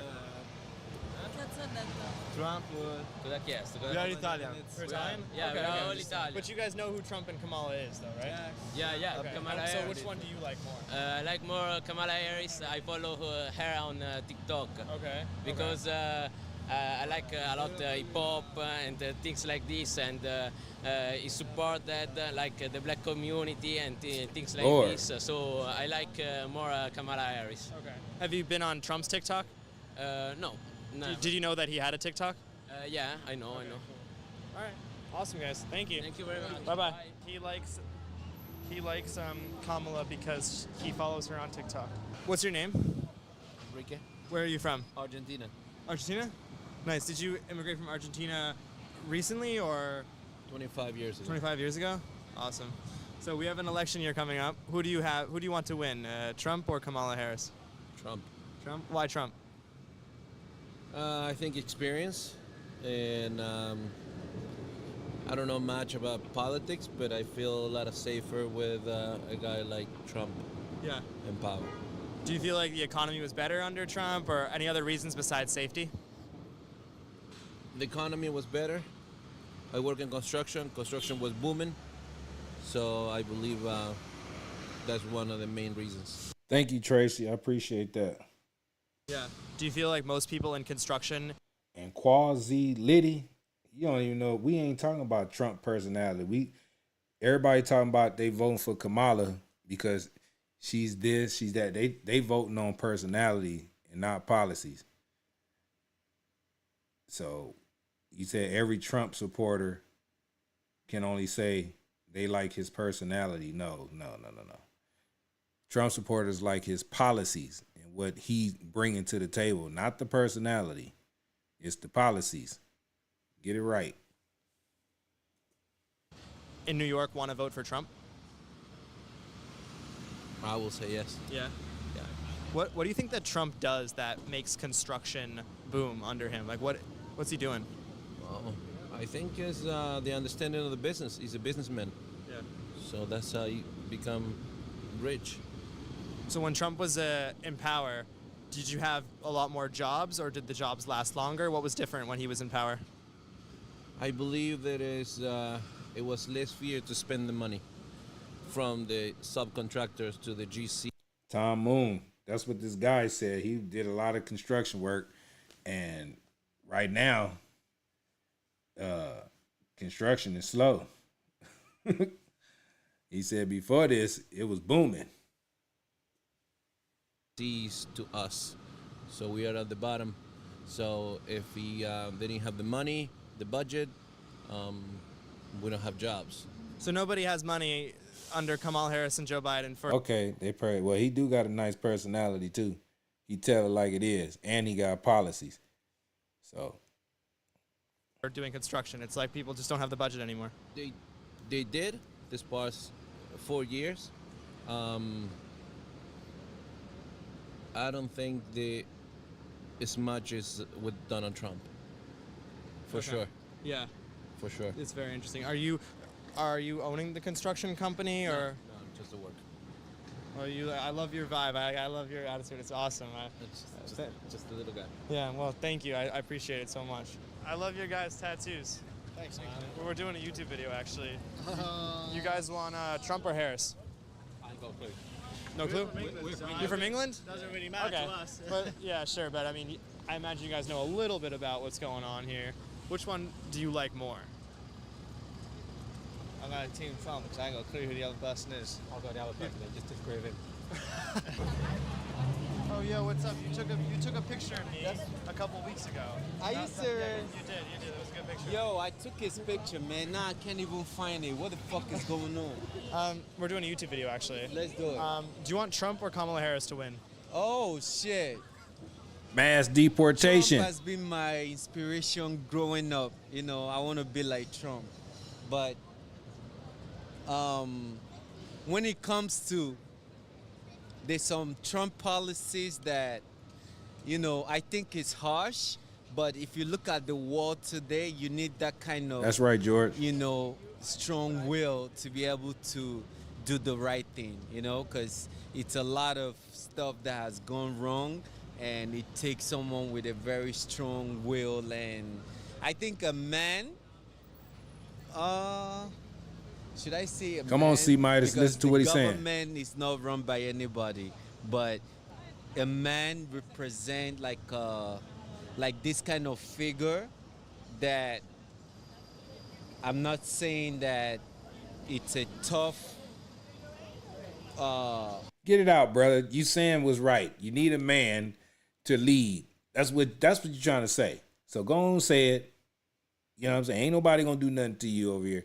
Just say what you're gonna say. You need a man to be tough and to lead this country into prosperity. Get rid of all the wars. Come on, man. Say what you're gonna say, brother. Picture, but it's something that psychologically, if you look at a man being a president, you'll know not to fuck with that country. So exactly. There's a lot of systems, there's a lot of complex to all these stuffs. But I think if you ask me who should be the president, I think Trump should be the president. What made him an inspiration to you? Huh? What made Trump an inspiration to you? I mean, growing up, you know, I was raised in Nigeria. So, you know, we have names of very big business people all around the world. So, you know, like in school, you hear about Trump in Nigeria. Like, from secondary school. So, damn, they talk about Trump in Nigeria. So that should tell people something. They are way in Nigeria talking about Donald Trump. Man. I think, you know, I wanted to be like, you know, like be successful as the Trumps, not just Donald Trump, but, you know, like Trump name, you know? So that's... When did you immigrate here? A long time. How many years? 10, 20? Like 18. 18 years? So when you see what's happening at the border, does it frustrate you that people are getting into the country easier than you did? Listen, I was just discussing this with someone the other day, and, you know, black people, they always cry that, you know, a lot of politics affect the black communities. But if you look at it, right, like there's a video I saw on Twitter that these guys, they were trying to cross the border to come to America or Europe or wherever, and the boat capsized and everybody got drowned. Like, you will see them, they're videoing how they drowning. So those kind of stuff, I think having a very tight security at the... It's not even the security, it's just to abolish that mentality that you can just not have a paper and get dressed and start invading somebody's country, someone else's country, no matter how poor or what is going on over there. You understand? That's what I'm talking about. Like, you know, most of these guys that comes through the border, a lot of them, we don't even know what the American system is doing in their country. A lot of them, America, like if you go to some part of not like West Africa, but some, you know, part of Africa, even West Africa, there's some that France has their military in their country. America has their military in their country. France, all this Ukraine, Russia, they have their military. And those military, they're there to, you know, to make policies that the people of the country, maybe it doesn't go with their traditions and customs. So before you know it, there's a fight going on. And most times you see Americans supporting some tribes. They will come to your country, they will support a tribe, give them guns and all these ammunitions to fight against the government of that country. So you see that, bro, like it's too much fucked up situation, because those guys coming in, a lot of them are coming in the sense that they like, you guys fucked up our country, so we're coming to America by any means necessary. You guys have to take us on asylum. You know, Trump just want to stop it, but I think that there's some political dialogues. Like, in fact, the world just needs healing, because I feel like if there's healing, all this stuff is going to stop, because you don't have, like, there won't be any need for someone to start, you know, running away from their country. And because a lot of these guys, they're running away from harm. Even if they're trying to stop it at the border, those guys, they're not trying to go back. A lot of them want to die in the process of looking for freedom. You understand me now? So what would be the solution? The solution, like the bottom line of... Be nice, Gloria. Be nice. You know you're going to have some idiots come on here and say dumb stuff. Just be nice. Everything right now in this world, bro. Like, if you want this world right now to be better, the only thing that we can do as human beings is to pursue peace. We have to go and find out why they're running. Yeah. Are you understanding now? I'm with you. So that's how I say it. Yeah. So that's why like, to me, like, I don't see anything wrong with Trump. Yeah. Like, he's a businessman, and the world is a business, and that's how I see it. Guys, follow me, man, on the Max Hype. I just launched an app right now, a tourism app. You can get whatever you're looking for on my app. We carry restaurant, bars, clubs, lounges, helicopter tours, Broadway shows, comedy ticket. Guys, check it out, man. Download the app, the Max Hype. What's your message? Now that's a migrant or immigrant, been here 18 years. He chasing the American dream. He got his best foot forward. He got apps and all kind of stuff going on. He got about 20 jobs. Man. Work together. Work together. What's going on in the world? What's going on in the country? Oh, are you from the United States? Yeah, I'm from the United States. Yeah. What do you feel like? Why are you saying this now as opposed to We're before? screwed up, young man. Your future looks like shit more and more every day. Why do you say I that? apologize to you. Who are you? Please tell me who you represent. I'm Sort of Nate. Sticking that microphone and the camera at my face, Sure. please. I'm Nate. I'm an independent journalist. Right, I'm Bill. Nice to meet you. I'm an independent Vietnam veteran who gives a damn about this country. I'm on the way out. My future has very little to do with what I have left in my life.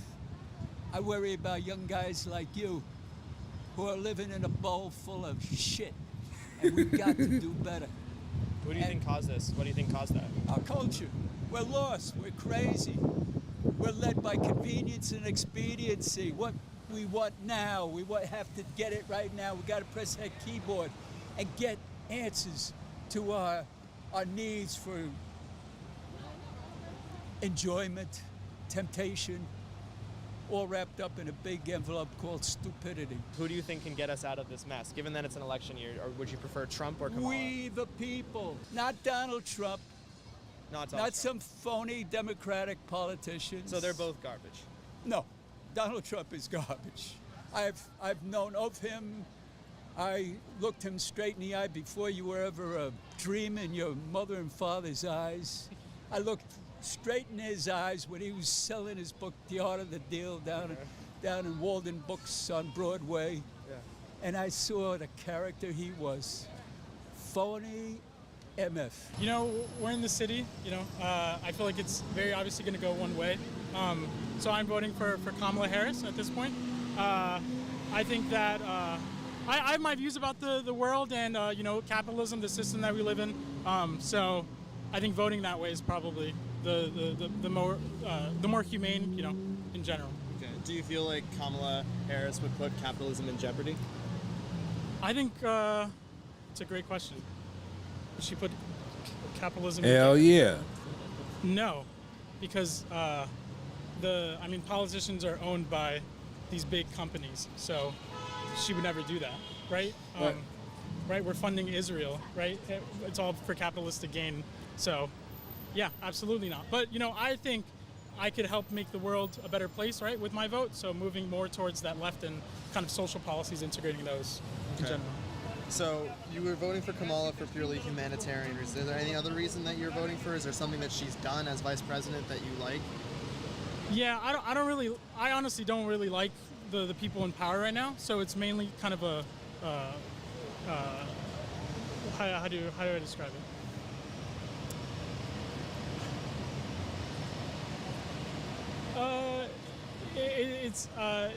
It's mainly just a thing that I'm gonna do probably to integrate kind of those small.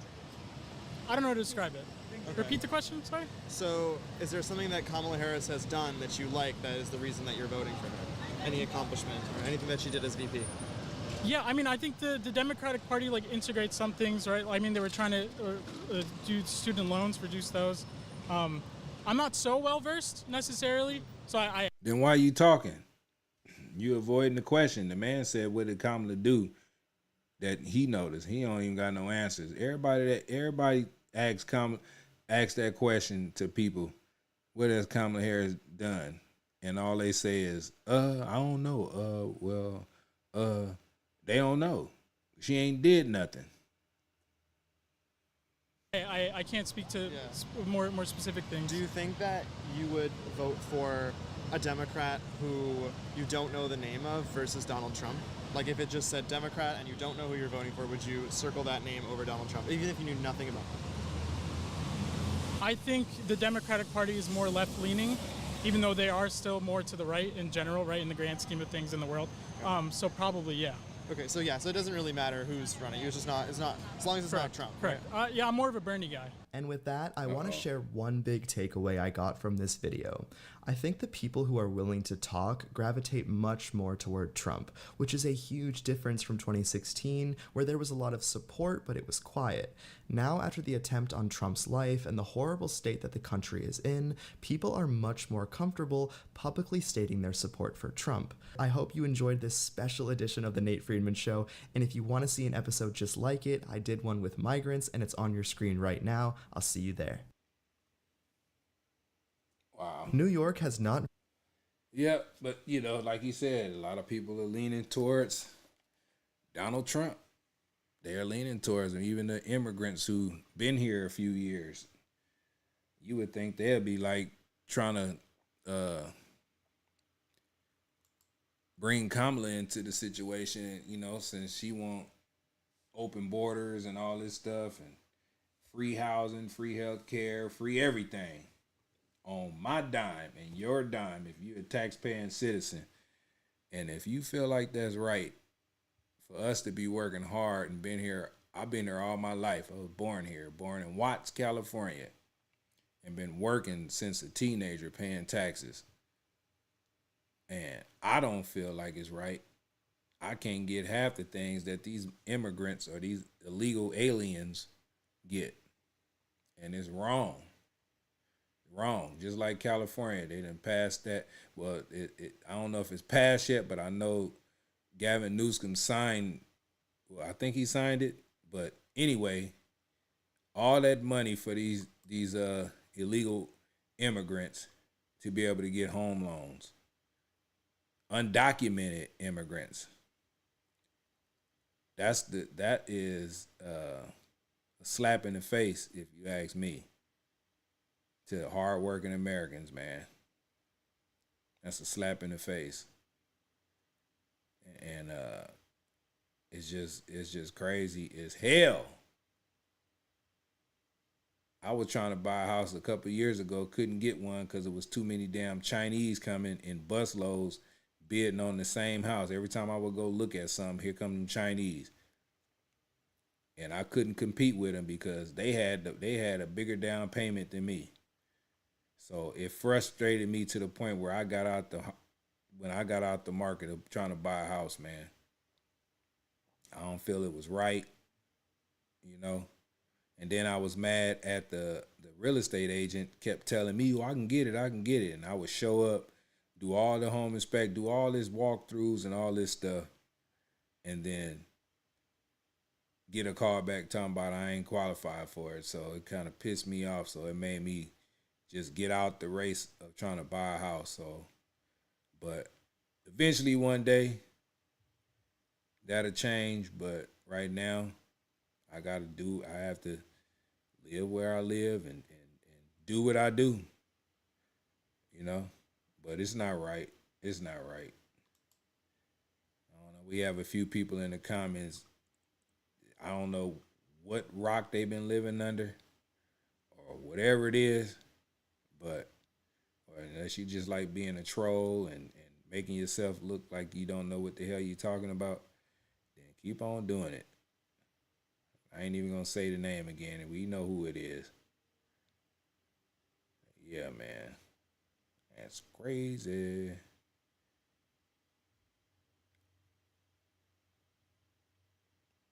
All right, we're gonna do one more and I'm out of here, man. I do gotta get up in about an hour or two. I can have about 2 hours of sleep and I'm good. I'm a night owl, man. I'm used to staying up late, being the last one up because I am a protector, you know what I'm saying? So when the kids are asleep and everything like that, I'm up. Then I'll get me a little sleep, but you know, that's what I work off of, 2 to 3 hours of sleep. If I get 6 or 7 hours of sleep, I'm gonna think something wrong with me. Some guy, he say, see, don't confuse immigrants with illegals. I'm not trying to confuse them. I ain't confusing. I mean, I'm the illegals are the ones who've been coming over here the last 3.5 years. We have some people on these videos been here 18 and 20 years. They got jobs, they paying taxes and all that stuff. I don't hate on that. It's the ones who coming over here and just coming over here within the last couple of years, and the ones who are getting everything. So I'm quite sure the immigrants who've been here a few years, 10, 18 years, I know they mad too. Like, damn, I get over here, I can't get nothing, but these people coming after them, I know they mad about that. So it is what it is. But eventually one day it's going to change. Hopefully November 5th, we can do a large mass deportation. Some people get mad when I say that, especially at work.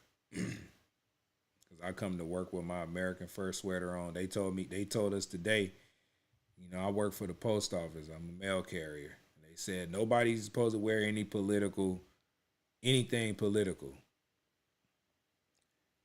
And they said something about my my hoodie I wear, America First. I'm like, this ain't political. I love my country. Oh, but it's red, white, and blue. I don't care. Man, you can't tell me. I ain't got nothing on here saying Trump first or Kamala second or whatever. They be trying to you know, they be trying to make me feel like I'm being political at work, and I'm not. I ain't said nothing about nobody.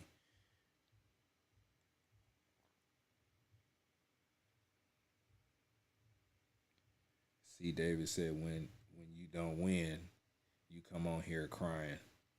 I might cry because I know the country is headed for disaster even more.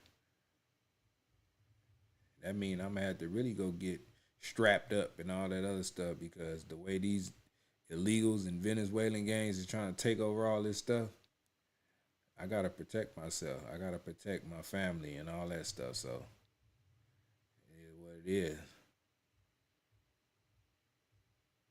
I'm trying to find that one video, man.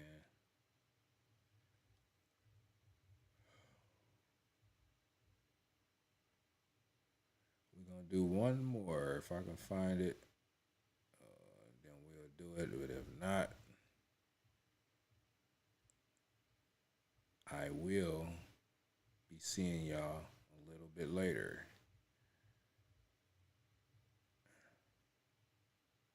Well, we do got some smart people in here, man. We got some people in here that care about the country.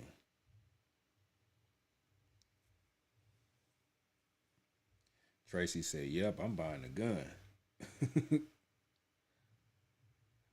Brooke says, we can only hope and vote. Man.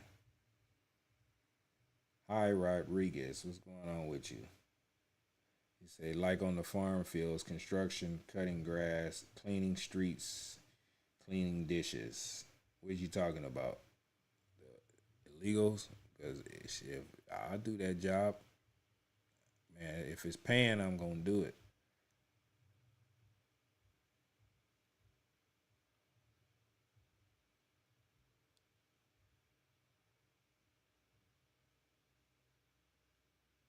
Kamala exposed again at the hands of another Democrat. Let's see what they talking about.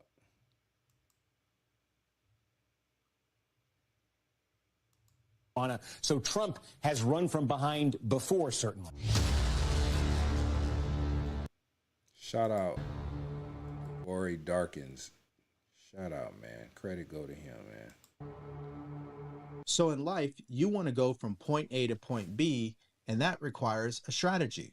Well, politics is no different. And in politics, these strategies can backfire, just like what's happening with Kamala Harris. As a Democrat consultant comes out and exposes what's really happening with her campaign, why this is just more bad news, and this also explains why the media is responding the way that they are. But let's first hear from that Democratic consultant. Watch. I think the first thing you have to understand about the campaign right now is Trump is likely in the lead. If you look at the RCP average, the polling average, Harris is ahead by about 1 point. 1.7. Biden was ahead by 6 points. Clinton was ahead by 5 points in the 2020 and 2016 elections.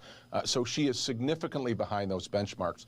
If you look at where she is in this critical swing states, particularly the Rust Belts, she is underperforming Biden by a factor of about 2 or 3-fold. So if the polling errors are anywhere close to where they were in 2016 or 2020, then she is behind on this race. And in fact, Nate Silver, who probably is the most sophisticated in crunching all of the numbers, now has Trump at 56% chance of winning. So that's the first point. So she's likely behind. So what is she doing? Well, first, on the policy question, I think it's been somewhat confused. As you just spoke about with Peter in your previous segment, she's swung left on economic policies with a new housing entitlement and price controls, which most economists, including economists on the left, have denounced as just very, very unsound and unwise. It's sort of a reprise of the... That's a Democrat speaking right there. Public debt-fueled spending of the Biden administration, which just got us more inflation and didn't provide good results. And then where she's trying to swing to the political center on issues like fracking and crime and migration, there's been no explanation as to the change other than sort of the head-scratching, my values haven't changed. Well, you know, everyone I've spoken to says they just have no idea what that means. I mean, if you're for strong borders because you think there are a lot of people saying they don't know what her values haven't changed mean, it mean that she's sticking to everything that she said. No fracking, all that stuff. She just pandering and trying to say things to get a vote. When she say her values ain't changed, that means she ain't changing nothing that she said in the past that they exposed her on. You know what I'm saying? That's what I took out of it. Reason this country needs to protect their borders, and we don't have the public resources to fund the kind of migration that we've seen of 10 million. How do you then support that last year when we had open borders and now say you want closed borders? It's just there's no real there in the explanation. So I think what she's doing is digging a deeper hole. And that leads me to the third point, which I think is the reason that the campaign is making a mistake right now. The Republican attack on her coming into the fall is going to be very severe, and it's going to go after both her authenticity and her preparedness to be in office. A lot of the questions about her preparedness came from voices on the left, including Biden himself and White House staff and Democrats on the left. Okay, 2 points that he makes that I've been harping on since making these videos about Kamala Harris. It's literally the same thing every single time. Point number one, her record is her biggest weakness. Her record, 3.5 years of doing nothing except destruction. Amen. Now, a lot of people are going to say, well, she's the vice president and she really doesn't have nothing to do with these decisions that were made because she's not the president. False. When we're talking about pieces of legislation, most of the time she was the tie-breaking vote when we're talking about the Senate. So for an example, she has casted 33 tie-breaking votes in the Senate during her time as vice president. 33 tie-breaking votes, and all 33 of them helped destroy this country. So when they're saying, well, you know, she doesn't really have any power, that is a bunch of bull, okay? So that's my first point. Now, the second point, which he brought up too. Shout out to Queen. She's telling was right in the chats. We got to work 2, 3, 4 jobs. Which is the polling data in regards to former President Trump and how he obviously is going to overperform come election day. And so if we take history into consideration and we look at the data, he should be the next president of the United States because he's always overperformed. Now, to give you some insight on that, currently right now, she's ahead of him 1, max 3 points. I mean, it just depends on what polls you're looking at. But if you just take national average, she's somewhere between 2 to 3 points at best. Hillary Clinton was ahead 5 points. Joe Biden was ahead 9 points. Now, what happened? At 5 points, Trump won. At 9 points, he lost by the skin of his teeth.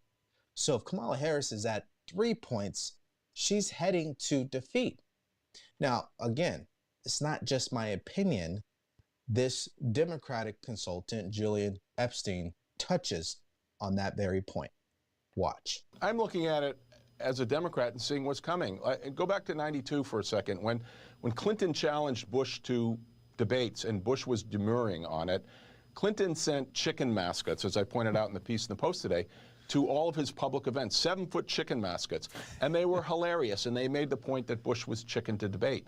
I think the Republicans are going to start playing hardball with Harris like that. I think you're going to have a challenge not just to one debate, but to 3 debates. And if she resists, they're going to start sending the chicken mascots, rather. I mean, the one thing is the media have been giving her a pretty, wet kiss at this point, pretty much of a free ride. But as soon as she trips, as soon as there's a mistake, as soon as it looks as if she's covering something up, the media flips into what I refer to as the FOMO swoon, the fear of missing. Yeah, I work at the post office. I do.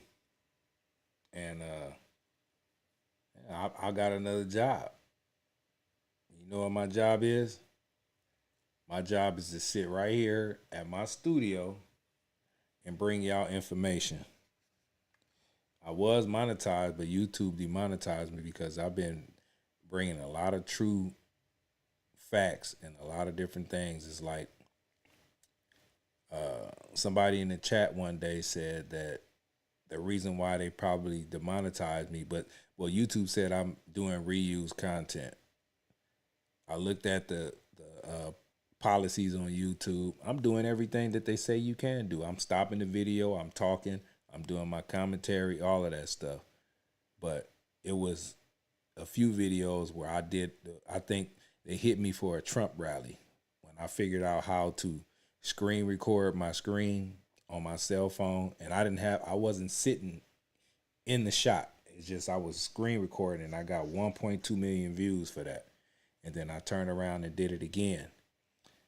The next day, they paid me out, and then they said my channel was demonetized because of reused content. So I think that's what it was. But I think, like the person in the chat say, that I can influence. I guess I'm an influence. I can influence a person to vote a certain way. And if that's what it is, because, I mean, this is my channel. YouTube is a free app that allows you to say or to put whatever type of content. And they try to censor me. They shadow ban the hell out of me all the time, but it doesn't really matter to me. Like, I would never quit my job, my main job. But it is what it is. I can't reapply until October. So this is my second job, but I'm going to keep on working, keep on bringing this content. And, I gained a lot of subscribers in 4 months. I started with 1,000 subscribers, and within 4.5 months, I'm at where I'm at right now, close to 46,000 subscribers. And then when you look at, if you go to my channel and hit the icon and see my lifetime views, I'm almost at 18 million views within that 4 months. Well, I started out with that first 1,000 subscribers, I only had like 200,000 some views, but within 4 months, I got almost 18 million views. So, I got reach. I'm reaching the masses, I guess. But it is what it is. But as far as another physical job, like, you right, I ain't got time to work another job. But this is it right here. Out soon, as they did with Joe Biden. Democrats thought they could ride out the Joe Biden issue, sort of hiding his infirmities from the press, until they couldn't, until there was an event that made the entire narrative switch. Yeah. And so the idea of cocooning her in this Rose Garden strategy, it's very dangerous because that can flip at a minute, and when it flips, it's a torrent. Okay, so listen, if I was in charge of her campaign, my biggest fear wouldn't be word salads. My biggest fear is getting to the debate and seeing her just completely melt down. Listen, I am a person that truly believes, and I could be wrong because I don't know her personally, but I do truly believe she has an insecurity issue. And I do believe she has an anxiety issue when it comes to answering questions on the fly, unscripted. that doesn't make her less of a human being. I just think that is a weakness that she has. And it's clearly been demonstrated through results. Now, these delusional puppets for her or her surrogate. Well, you say it's 18 million views, good money. Well, I only been monetized for like 3 months. Well, I've been demonetized for going on 2 months. I was only monetized for like 2 months. So they put me on a 90-day. I'm in jail, YouTube jail for 90 days. So it's not.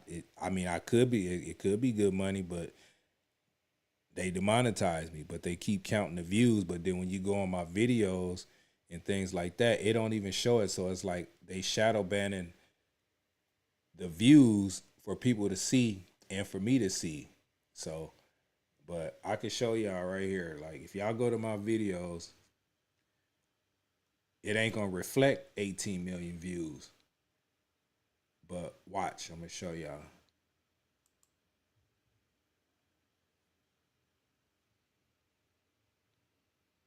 Uh-oh, hold on. I'm tripping. Hold on. There go the video. Y'all was watching this whole thing without. Damn, my bad, y'all. Anyway, I'm gonna show y'all right here. View your channel. Let me see.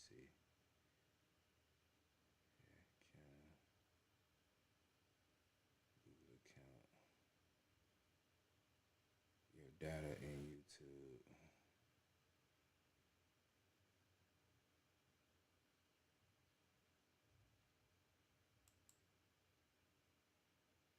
Here it is.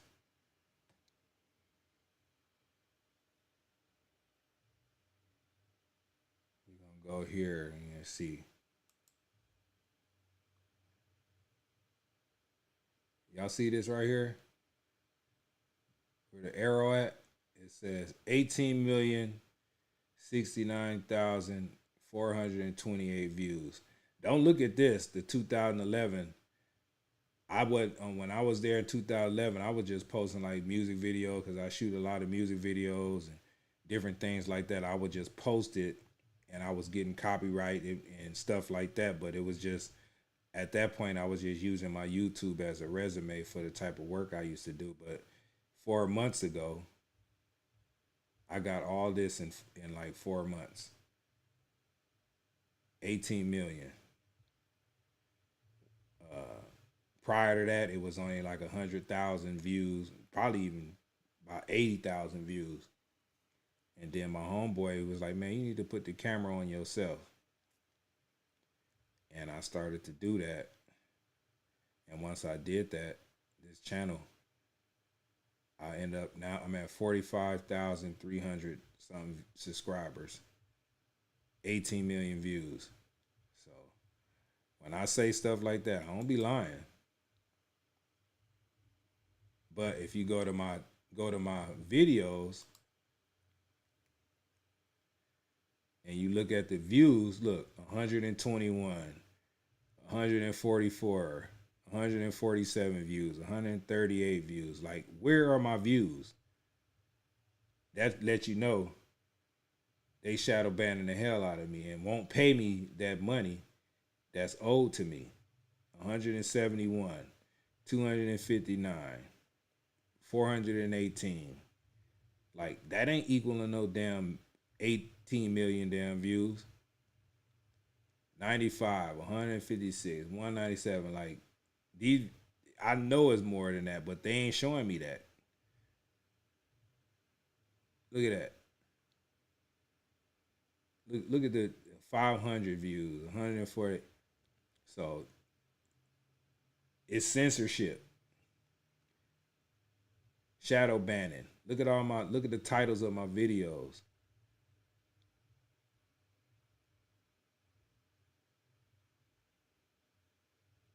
It's crazy. So, they do what they want. They do what they want and keep. I know it's a lot of commercials running on my videos, and they ain't paying me out, but they want to demonetize my channel They want to do. So Trump has run from behind. I'm sorry, I forgot to switch over the screen so y'all can see the last video that I played. It was just showing me like with nothing. It was just like audio, but I forgot to click it over so y'all can see the actual video up at top. But yeah, y'all see what I'm talking about. Like they really be shadow banning me, and then they want to turn around and demonetize my channel and put me in jail for 90 days and try to come up with an excuse talking about reused content. And all the content, all the stuff that I'm using like Fox News and news channels, like news broadcasts, and all that's supposed to be like fair use. So, you know, YouTube is cool, I guess. I don't know, but that's why I keep going, because obviously I'm reaching somebody. 18 million views. So it is what it is.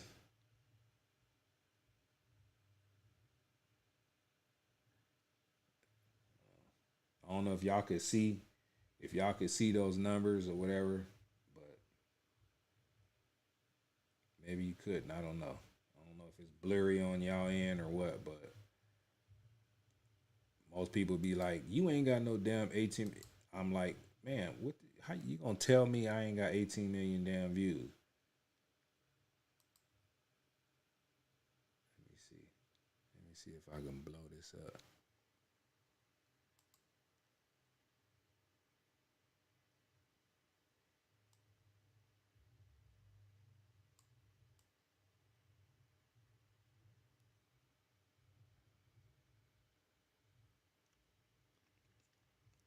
Can y'all see that?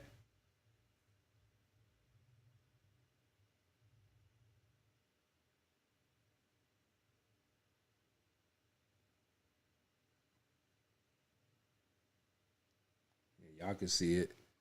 It's like right here somewhere. Hold on.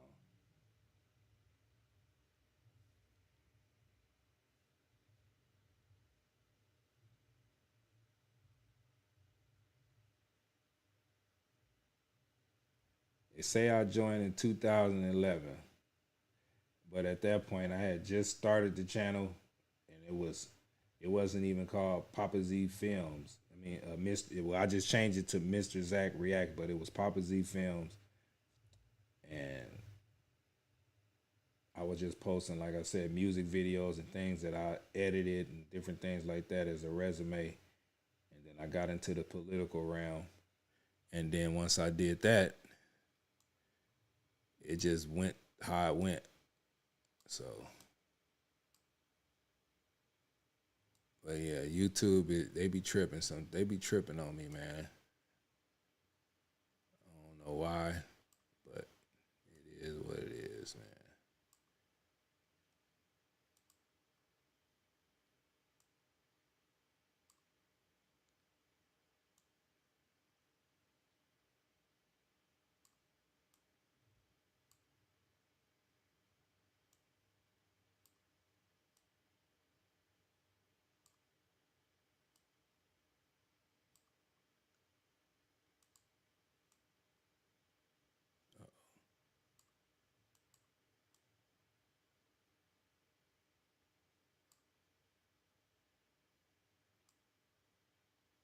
I'm trying to fix it back, y'all. My bad.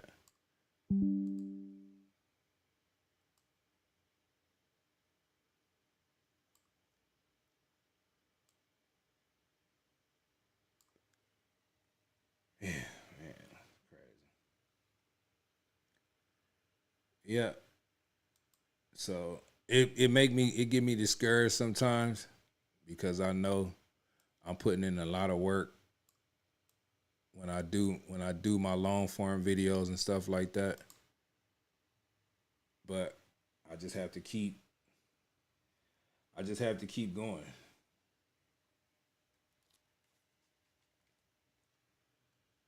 I don't see you in there no more, C Midas.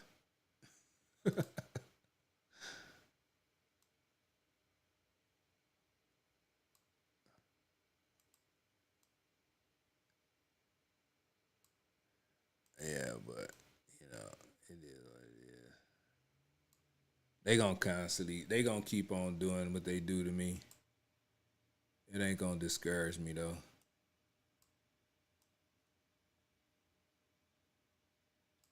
There it is. Now we back. But my bad, y'all, man. I had to break something down.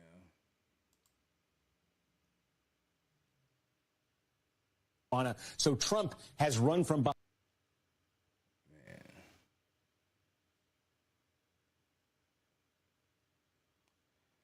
Like I said, man, I appreciate y'all, man, for tapping in.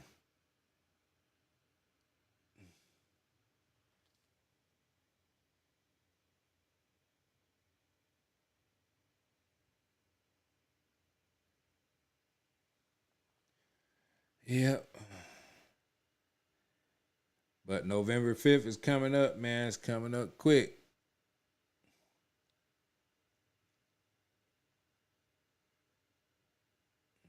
It's coming up.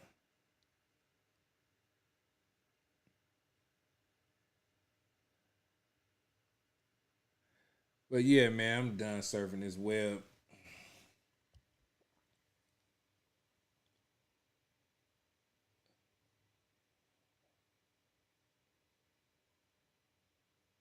Tracy said, but just got evicted and a computer in storage. Just have fun. You can use your phone.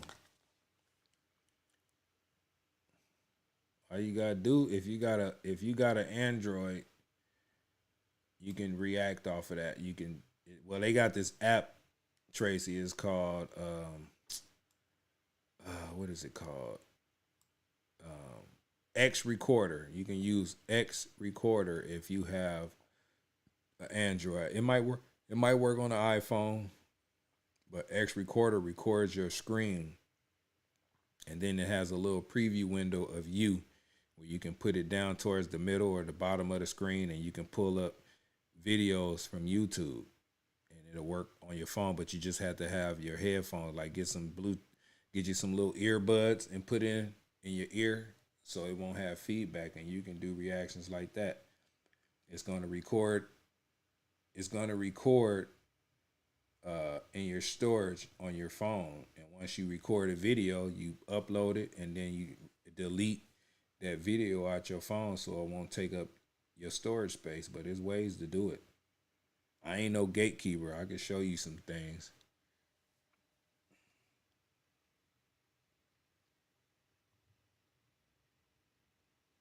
Yeah, it's called X Recorder. I think they might have it for iPhone too. I'm an Android user. I have an Android. The last iPhone I had was the one where they was selling the size of a credit card. You know, that little small, and that was like one of the first or two edition iPhones, and I just didn't.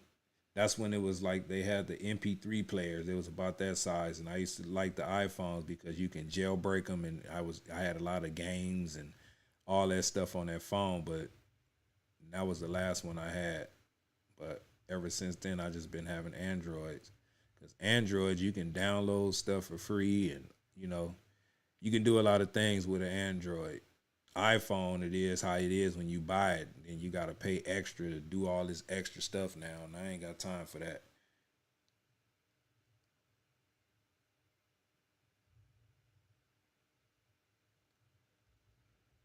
But yeah, it's ways.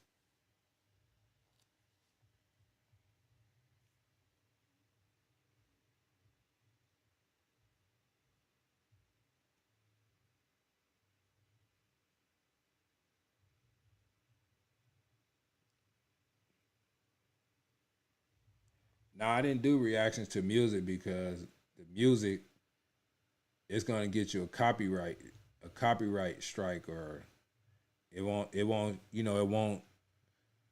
go into the algorithm because it's copyrighted music. So when I said I used to do music, like I would shoot music videos back in the day. I still do them, but I would the videos that I shot, I would shoot and edit them, and then I would put them on my page just for like a resume. So when people want music videos, I'll say, man, go look at one of my music videos. you know, and, you know, to be on there like that. But I wasn't taking YouTube serious until a few months ago. And once I took it serious and started editing videos, like recording myself at work and just getting deep into the politics, because when I found out that the borders were open, I'm like, what? What you mean the borders are open? Then I finally looked on YouTube and seen masses of people crossing the border. I had something to say about that, and I started speaking up on it and talking about it, and then people started subscribing. I started talking about the Chicago things that were happening in Chicago and stuff like that. That's when it took off. Then I used to do a lot of little YouTube shorts and things like that, but yeah, that's when it started taking off. But they don't show me my views. That's the only thing that I don't like. Like they really do call me Mr. Shadow Band. That's what they do. So, but it's all good. Like I said, I'm gonna keep on going and keep doing what I need to do. Eventually, I'll be back. It's the final sprint. Eventually, I'll be back monetized, but now I know what and what I can't do. So it is what it is.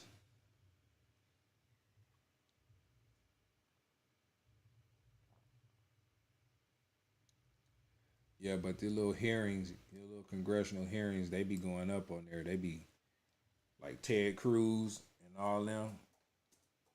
He be damn near about to cuss him out. And what's the other dude? Kennedy, whatever his name is. He be going crazy on him too.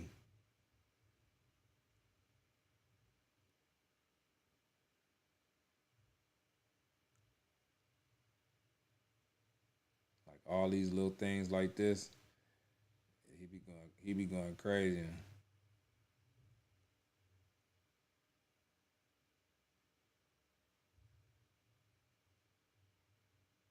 Like this one.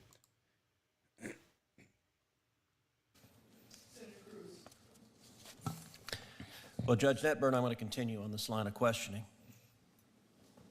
In your court, what matters more, the rights of individuals or your political ideology? I apply the law to the facts. I asked a question, which matters more? Well, my political ideology doesn't matter at all. Okay, so I don't believe you. And I think this case demonstrates that you are willing to subjugate the rights of individuals to satisfy your political ideology. This case involves a male defendant who raped a 9-year-old boy. Was he guilty of that? Yes, the petitioner pled guilty to that. Okay, so he raped a 9-year-old boy. He also raped a 17-year-old girl. Was he guilty of that? He pled guilty. The petitioner pled guilty to that crime as well. So was he guilty? I hope so, because she pled guilty to it. He was a he when he did this. That's correct. And also criminal deviant conduct, which the record doesn't disclose what that was exactly. Then, after serving in prison, Mr. McClain was released for parole, but then violated the terms of parole by having internet and was sent back to prison. 1 year after being released again, he was convicted of having child pornography. Is that correct? I'm unclear on exactly the time frame that you're at, but the petitioner was convicted of distributing child pornography. Child pornography that was images of adults violently raping children. Abhorrent conduct. Okay. For which there are real victims. And this individual, 6'2", biologically a man. A minute ago you said that when this man decided that he was a she, you said this individual was, quote, I wrote it down, sober and entirely a female. That phrase struck me as remarkable. Did this individual have male genitalia? I think what I said, or at least what that is a verbatim quote, entirely a female. Sorry, what I meant to say was hormonally a female. Okay, but that's not entirely. Did this individual have male genitalia? Yes. So you took a 6'2" serial rapist, serial child rapist with male genitalia, and he said, you know, I'd like to be in a women's prison. And your answer was, that sounds great to me. Let me ask you something. The other women in that prison, do they have any rights? She did what? She allowed a 6'2" transgender male into a woman's prison? That was, wait a minute. Hold on, let me rewind now. Remarkable. Did this individual have male genitalia? I think convicted of distributing child pornography. Child pornography that was images of adults violently raping children. Abhorrent conduct. Okay. For which there are real victims. And this individual, 6'2", biologically a man. A minute ago you said that when this man decided that he was a she, you said this individual was, quote, I wrote it down, sober and entirely a female. That phrase struck me as remarkable. Did this individual have male genitalia? I think what I said, or at least what that is a verbatim quote, entirely a female. Sorry, what I meant to say was hormonally a female. Okay, but that's not entirely. Did this individual have male genitalia? It was a man, Craig. Yes. So you took a 6'2" serial rapist, serial child rapist with male genitalia, and he said, you know, I'd like to be in a women's prison. And your answer was, that sounds great to me. Let me ask you something. The other women in that prison, do they have any rights? Is that a question you're Yes, asking me? the other women in that prison, do they have any rights? Of course. Do they have the right not to have a 6'2" man who is a repeat serial rapist put in as their cellmate? Senator Cruz, I considered the facts presented to me, and I reached a decision I asked you a based on what question. the law I asked you a question. Do they have... Forget the facts, lady. You knew it was a man. What kind of woman is you? She crazy because she wasn't in the prison. It was okay. Good Lord, these people. Somebody in the comments said them are Biden rejects. God damn.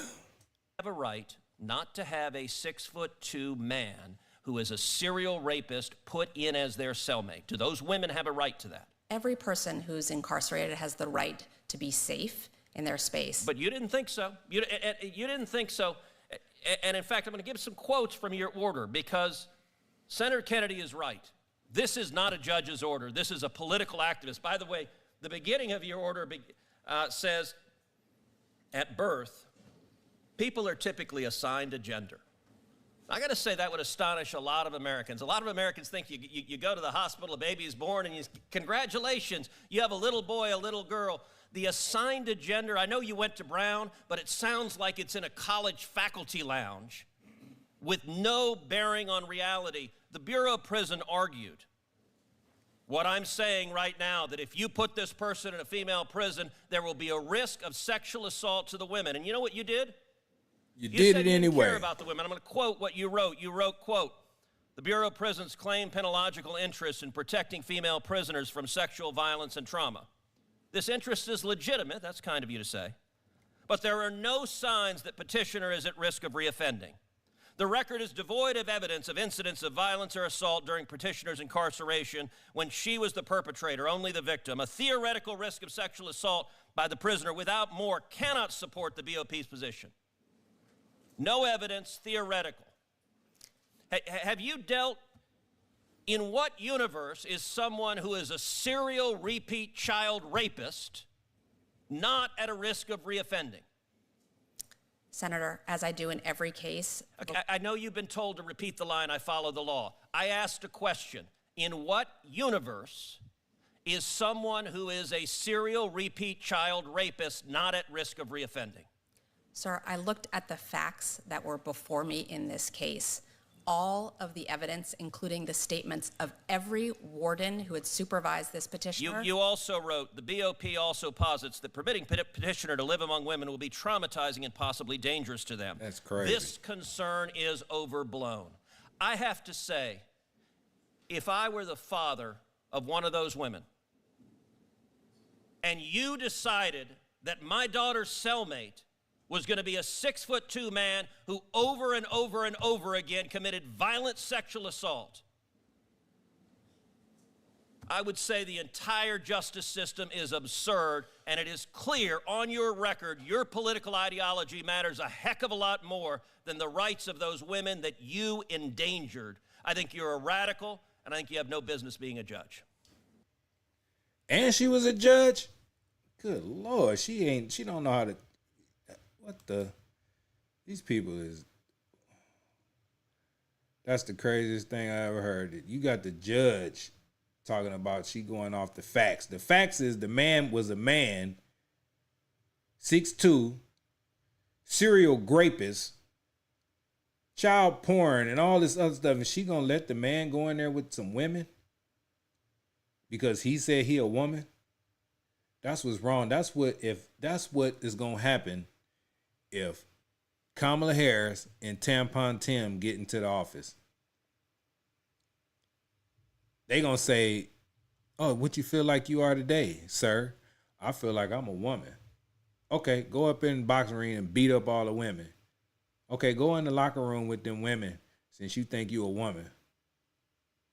That's crazy.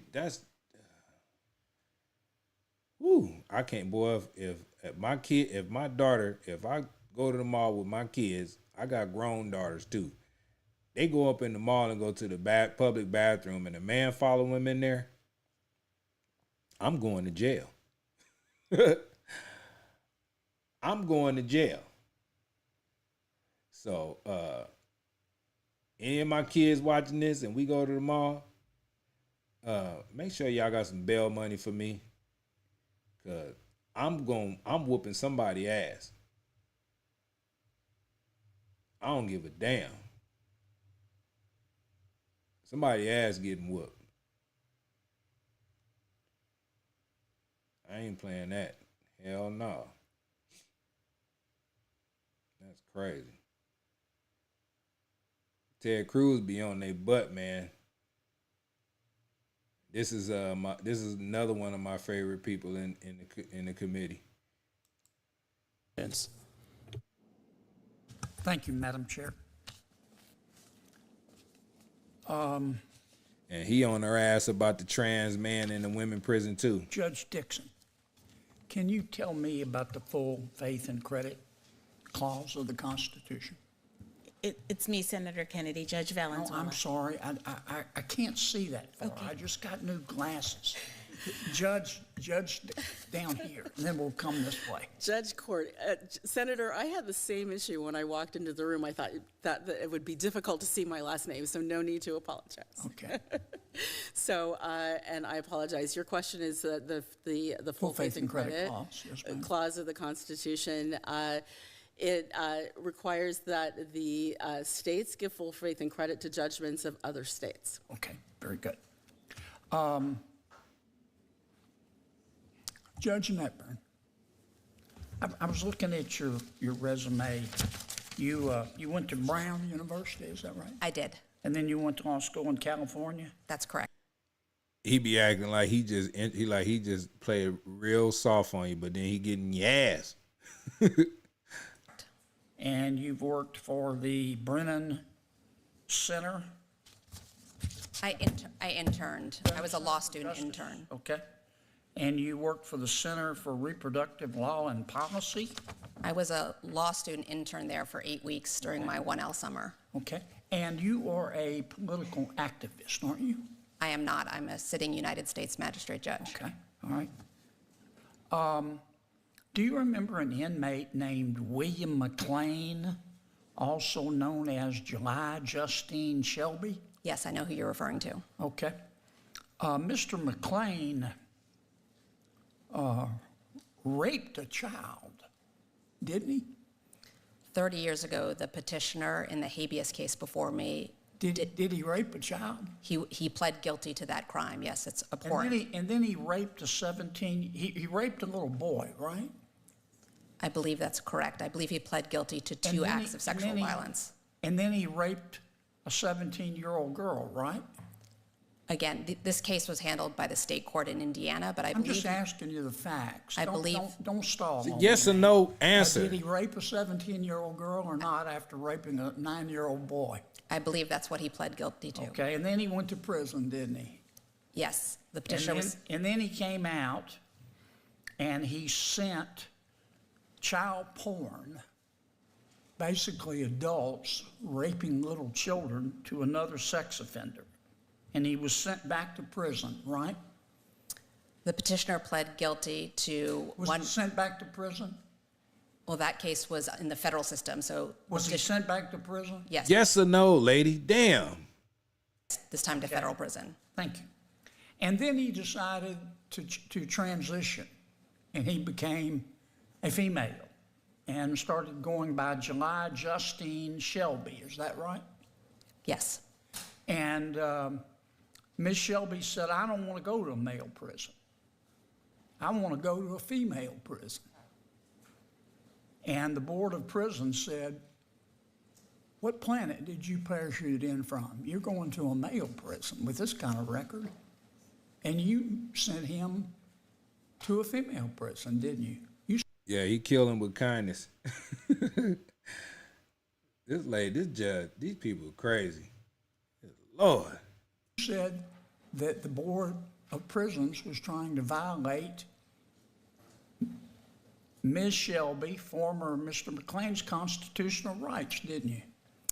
I issued a report and recommendation to the district judge recommending that the district judge transfer the petitioner to a women's facility. The district judge adopted that recommendation. The Board of Prisons was trying to violate Ms. Shelby's, Mr. McLean's constitutional rights, didn't you? So I based my decision on the facts that were presented to me in the record But it wasn't that your ruling? Here she go, basing her opinion on the facts. Forget them damn facts. The man was a man. I don't give a damn he transitioning or whatever it is. He done did all them bad stuff to them little kids, and they gonna send him to a woman prison. So now he gonna have best of both worlds. And you right, she do look like that person off a scary movie. I recommended finding that under Estelle versus Gamble. Why won't you admit that was your ruling? Are you ashamed of it today? I'm not. I'm answering the question. I applied Estelle versus But Gamble. was that your ruling? My recommendation was that the petitioner's serious medical needs were being denied by keeping her in a men's facility. A violation of the Eighth Amendment, right? That's correct. Okay. And how big was Ms. Shelby, Mr. McLean? I don't have a specific recollection. Your colleague just suggested that she was more than 6 feet tall. And you told the Board of Prisons, well, she'll be okay. The other women in the female prison will be okay because it's only hypothetical that Ms. Shelby, Mr. McLean would reoffend again after he's already raped a 9-year-old boy and a 17-year-old girl and has been sending child porn through the mail. You said there's no chance he'll reoffend again. What? Did you say that? Senator Kennedy, I based my decision on the record. But am I right? Did you conclude that? I don't have a specific recollection of that. Lady, did you say it or not? She acting like Al Sharpton can't give a damn answer. You know you said it. Just say it. You're not going to go to jail. You let the man, you're just stupid. You let the man go in there. Just say, yeah, I did. Damn. I did recommend that after finding a constitutional violation. What were you thinking in saying it's only hypothetical that she would reoffend? The facts of the case were that the petitioner had last engaged in a contact offense 30 years ago. The petitioner had not engaged in any contact offense. In addition, the medical evidence made clear 30 years ago, 30 months ago, 30 days ago, 30 minutes ago, the person did what they did. Damn. They don't want me on the damn committee because I'll be, boy, they'll get rid of me because I'll be damning the hell out of their ass. Clear that for the last 5 years, the petitioner was sober and hormonally entirely a female, and there was no evidence. The Board of Prisons didn't agree with you. I'm not going to run out of time here. He wasn't entirely a female. He still had a whacker, didn't it? Or he got it chopped off. It don't matter. People crazy. You're really a political activist, aren't you? I am not, sir. But your record demonstrates otherwise. I disagree. I apply the law to the facts and come to a fair decision. All of my decisions that have been appealed, particularly this one, the district judge adopted my report and recommendation in full, and the government did not move for a stay of the decision.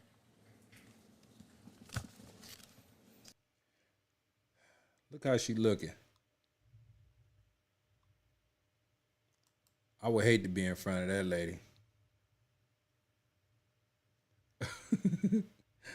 We got one more right here for this lady. Let's see what he talking about.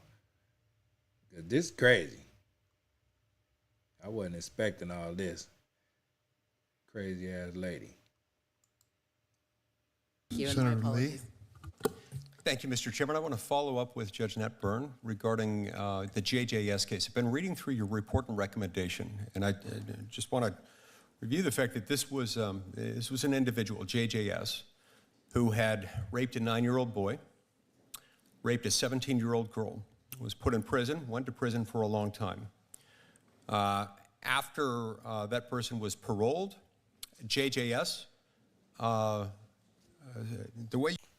Wait a minute, what you say, still traditional RSA, the same situation happened recently and the individual got a female prisoner pregnant. Was the same judge on the case? Lord.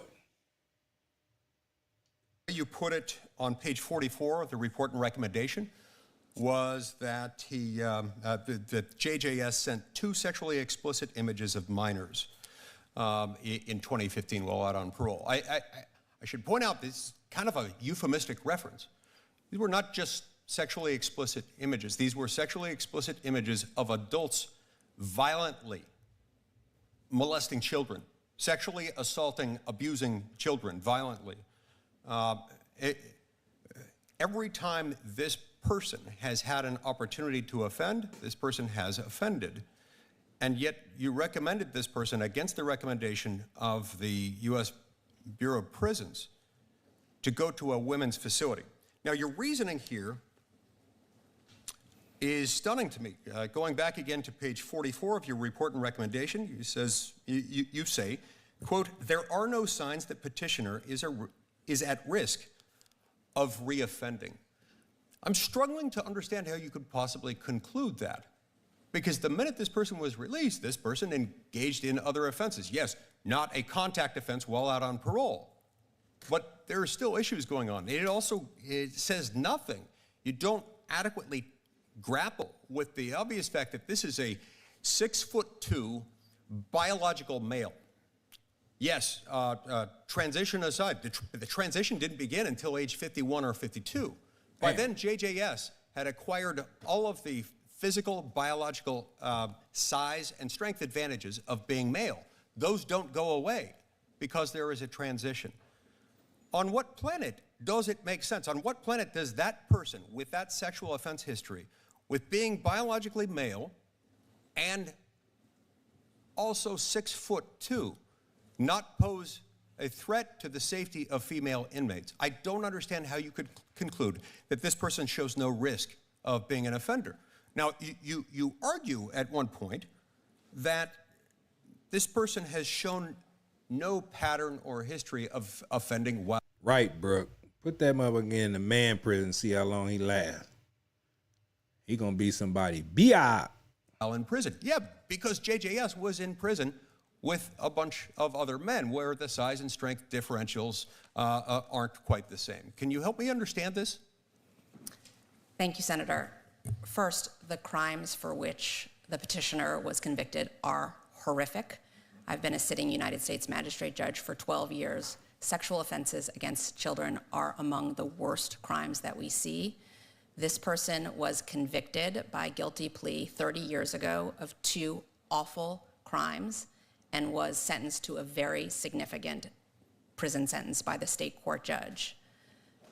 About 8 years ago, the petitioner committed another awful crime, the crime of distribution of child pornography. That is an abhorrent crime, and there are real victims. And the petitioner was sentenced by the Indiana federal court. I understand this. This is all undisputed. What I want to know is, why is it okay? Why is it safe? Why is it fair to female inmates to send this person to a female prison? This is a guy who raped a 17-year-old girl and a 9-year-old boy. Why is that safe? 6'2" biological male. Senator Lee, as I do in every case before me, I look at the record evidence. I consider the facts before me. In this case, the facts that I considered included that every single warden who supervised this petitioner recommended that the petitioner be transferred to a women's facility because of her serious medical needs, because she had engaged in no violence, no infractions, and in fact had been the victim of sexual assault. While in a male prison, and this was against the decision of the U.S. Bureau of Prisons. Judge Valenzuela Dixon, do photo ID laws violate the U.S. Constitution? Does it violate the U.S. Constitution to require someone to show identification when casting a vote? Does it violate the U.S. Constitution? Is it unconstitutional? Please turn on your microphone. Thank you. I asked because you submitted a brief in a case called Crawford versus Marion County Election Board. And in your brief, you argued, quote, the striking similarities between voter identification laws and poll taxes this court rejected less than a half century ago demonstrate that identification requirements are unconstitutional regardless. All right, Gloria, I appreciate you. Take some aspirin or take one of those BC powders for your head. Headache. That'll help real quick. That nasty BC powder, that one that is nasty. I don't like them BC powders, but I appreciate you, Gloria. Good morning and good night. Regardless of the level of scrutiny the court applies. The court, of course. Oh, yeah, and God bless. Disagreed with your assessment. It did. So what's your answer to my question? The Crawford case made it clear that voter identification laws are constitutional, and I would follow that precedent. Do you agree with that precedent? That photo ID laws are constitutional? Yes. I do, Senator. And yet you argued to the contrary in that case. Did the court convince you? Well, the court stated what the law is, so I would follow the precedent of the Supreme Court. Thank you. Senator Lee. Lady, just as worse as everybody else. It's crazy. These people here, boy. I say, a vote for Kamala and Tim Tampon. It's going to be a lot of that transition stuff. Everybody, man, I want to be a woman. They going to allow it.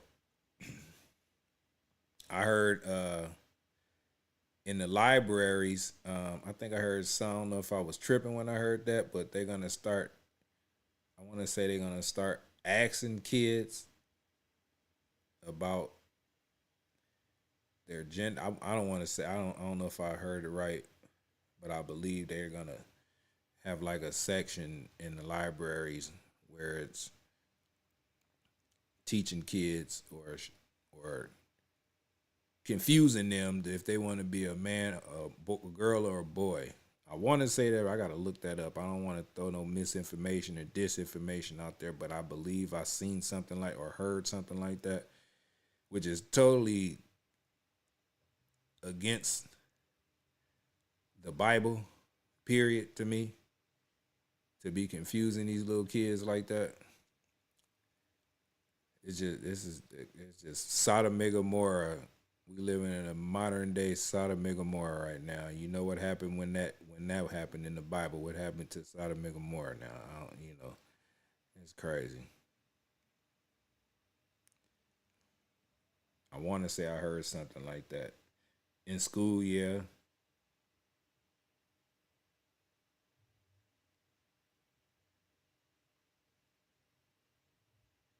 Yeah, that's crazy, man.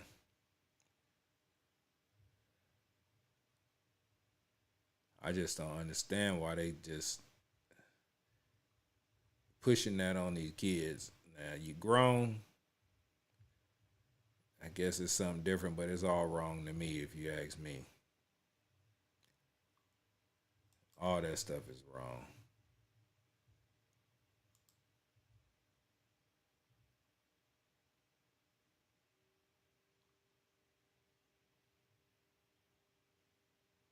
All of it is wrong. Y'all heard about Isaac Hayes the third? Isaac Hayes' family is suing Donald Trump for using that song.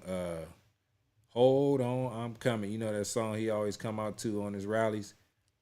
Did y'all see that? That they trying to sue Donald Trump for copyright infringement and don't want Trump using that song no more.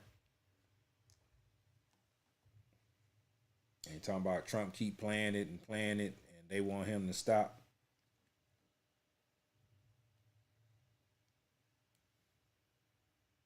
I seen that today. I was like, what?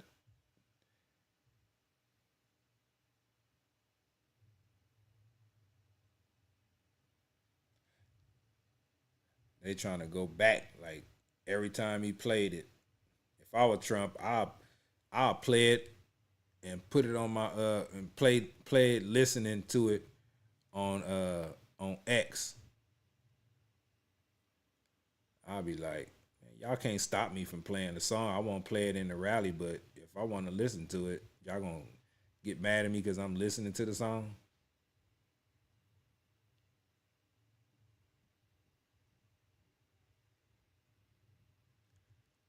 I'm damn sure ain't for gender affirming care for kids, so that should tell you who I'm going for.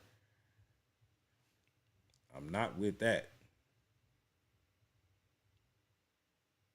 I'm not a sick individual.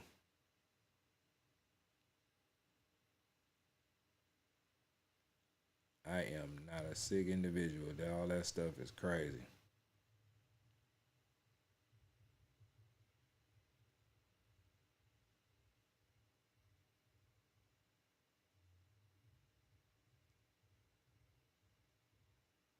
Oh, you do?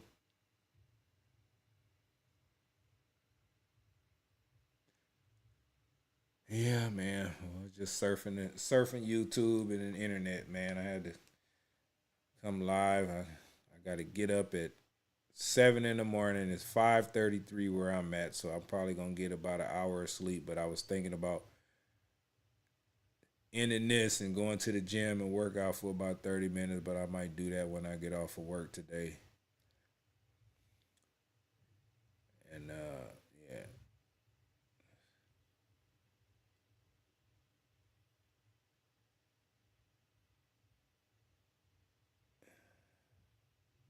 It's so much information on this YouTube, man. I don't understand. Like a lot of people, a lot of content creators, they're not tuned in to this type of stuff, man. You have the ones that are, but just watching like these committee meetings and different things like that, man. It just be a lot of information that we need to know about, and you have certain platforms who push it and some that don't. And I'm one of the platforms that push this type of information. And I enjoy it. I enjoy it. I never thought that I would be on this wave of political information, and I never thought that people would be enjoying it with me. I guess it is what it is.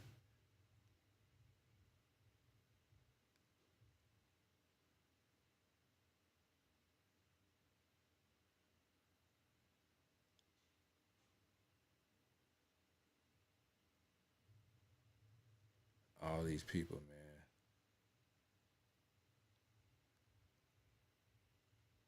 Like Forbes, they be on the Kamala train. CNN, all these people, man.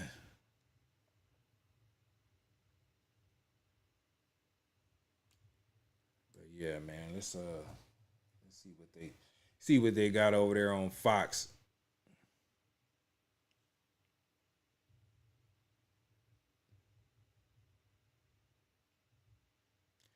Ain't got too much, man.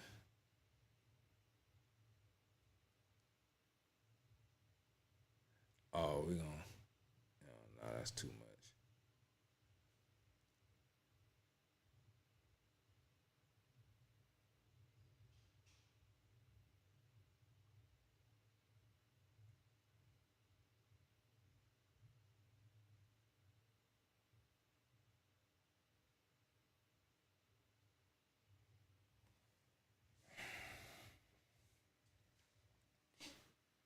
What y'all ate for breakfast, man? I know it's morning time. If y'all on the East Coast, what y'all eat? Y'all had some toast and eggs and coffee and donuts. I know I'm getting ready to have me some coffee in a minute.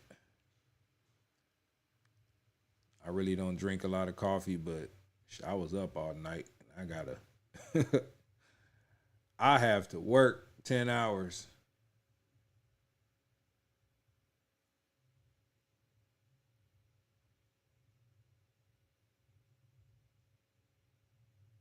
I wish my daughter would homeschool her. Yeah, pretty soon we're gonna have to homeschool our kids because as soon as your kid get to school and say, teacher, I wanna know what it feel like to be a boy, and it's a girl saying that, they gonna take your kid and force you to make this girl a boy, and then send you the bill when they done manipulating it. That's crazy.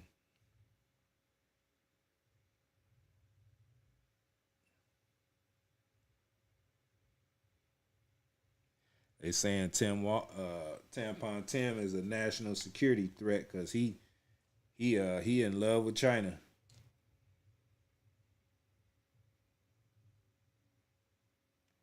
He had a oatmeal and protein shake, huh? What you ordered? You lifting weights or what?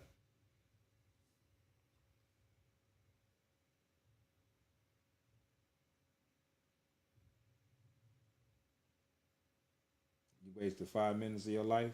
Okay. It's all good. Completely changed when he became governor. We think we saw the real. Let's bring in Kristi Noem, who knows about Walz from her time in Congress and recently and currently as governor of South Dakota, which neighbors Minnesota, where Walz is governor. Governor Noem, good to see you. Thanks for being with us. So again, you served, and I did too, with Tim Walz in Congress, but you've had the privilege of being a neighboring governor of Tim Walz. Tell us what you've seen. What kind of leader is he? Well, he's a bully, and he pushes mandates down on his people. In fact, we've seen a mass exodus of people out of Minnesota that have sought refuge in South Dakota, and they've come here to get away from what he's done to their families, how he's devastated their businesses by shutting them down, raising their taxes, increasing their costs, that they can no longer cash flow and provide for their families. So listen, this is a completely different Tim Walz than what we served with, Sean. When I served with him in Congress, he cared about people having their Second Amendment rights. He cared about giving people flexibility and freedom. Good for you, Steele. Man, I need to be vegan. I tried that one time. I ain't know how to eat. I gained more weight than anything because I don't know how to eat like that. We sponsored legislation together. He was from a more conservative district of Minnesota, but he completely changed when he became governor.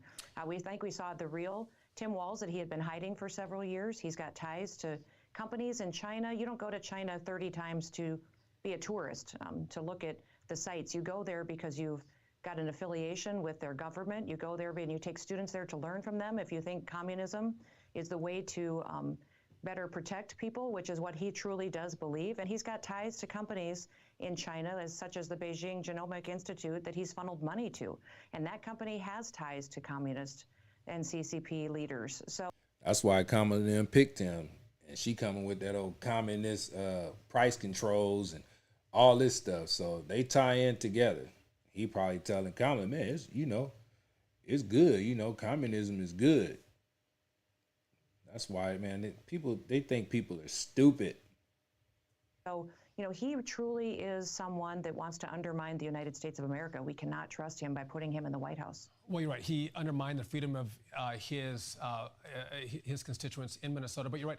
We served with him in Congress. He was a moderate guy, right? Because he had a very Republican-leaning congressional district. But when he was unleashed as a governor, we saw the true Tim Walz come out, and it was crazy. You mentioned what's going on with the CCP. I want to talk about that. So he taught in China from 89 to 90.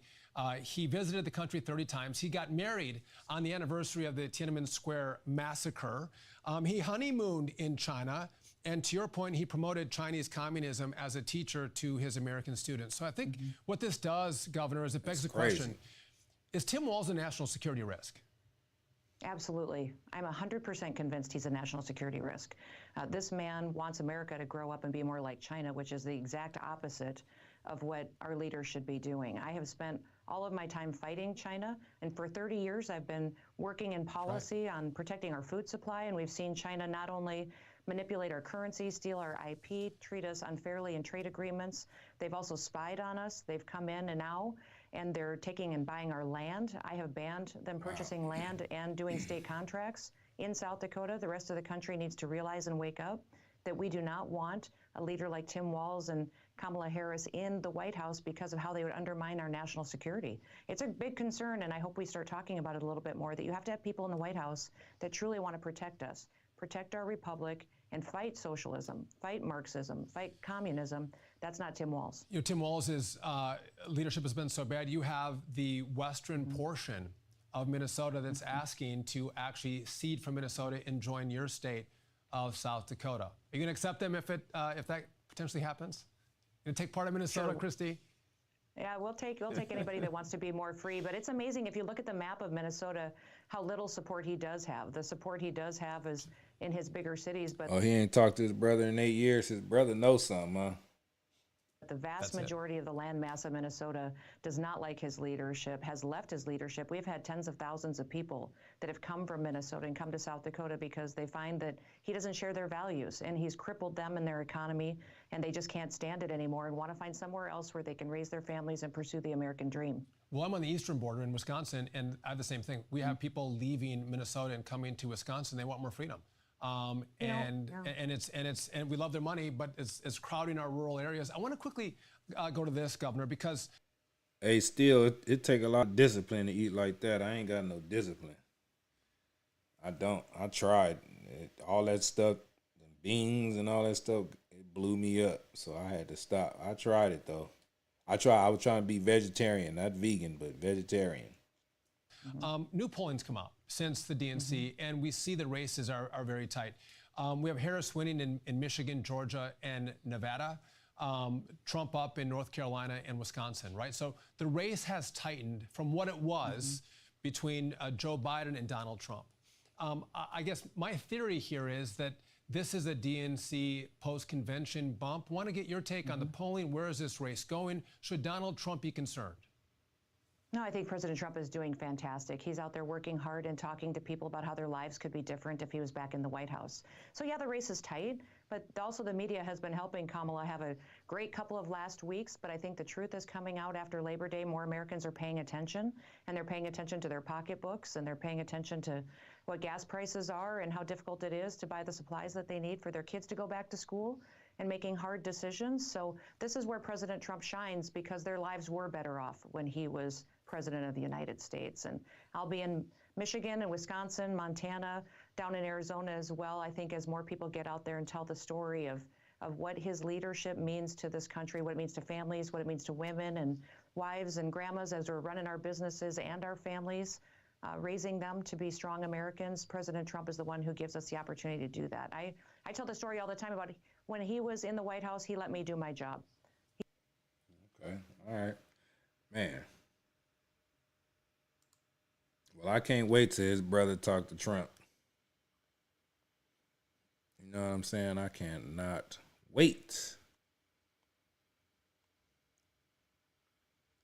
Oh, this is the video right here. I played it before, but 9 things you don't know about Tim Walz. Man, he a radical, man, for real. I recommend anybody to go look at this video where the arrow is at right here. Look at this video, man. It's Daystar. Go to Daystar channel and then look at the 9 things you didn't know about Tim Walz. I might do that again later today, but you know what? Let me see. I might play a little bit of it. Gold Star. Because if you want to know what Tim Walz's accomplishments are, that you, as to your experience, I do know Tim Walz. We served together. Just give us your thoughts as to your experience in working with him. Well, Tim Walz. This lady Michelle, she worked with Tim Walz. They got elected on the same day and everything, and she know him. She's a Republican in Minnesota, and she knows about this dude record and the things that he passed in Minnesota, and did all kind of things with kids, and it's just so far left, as they say. The man, it's just crazy. It's a lot of this stuff is unbelievable, but I don't think this lady have a reason to lie just because of everything that's coming out about him. And yeah, let's watch this. I'm gonna watch a little bit of it. Then after this, then I'm out of here, y'all. Let's go. I appreciate everybody, man. Y'all hit that like button, man. If you ain't here, man, subscribe to the channel. You know, I'm gonna be doing this YouTube surfing. You know, a lot of people, they look at YouTube, but they don't be clicking on certain things sometimes. So maybe it'll be me we'll watch it together and react to it together. I read the comments, you know, and acknowledge you. So let's go. Walz and I were elected the same day to Congress. We were sworn in the same day in Congress. I know you have a very clear view kind of what's going on. I don't know if you've been watching any of the DNC. I watched just a little bit last night, but just give us your thoughts as to your experience in working with him. Well, Tim Walz and I were elected the same day to Congress. We were sworn. Just to answer your question real quick, Tracy, I'm on, try to be on every night. It's not really a specific time, but, you know, I work during the day, so it'll be, you know, after 6, 7, 8, somewhere around. The later the better, because I don't really get too much sleep. Like I say, I don't get a lot of sleep, so I'll be on here. So anytime you see that live on around my icon, you know I'm up doing something, and I appreciate you. A little bit last night, but just give us your thoughts as to your experience in working with him.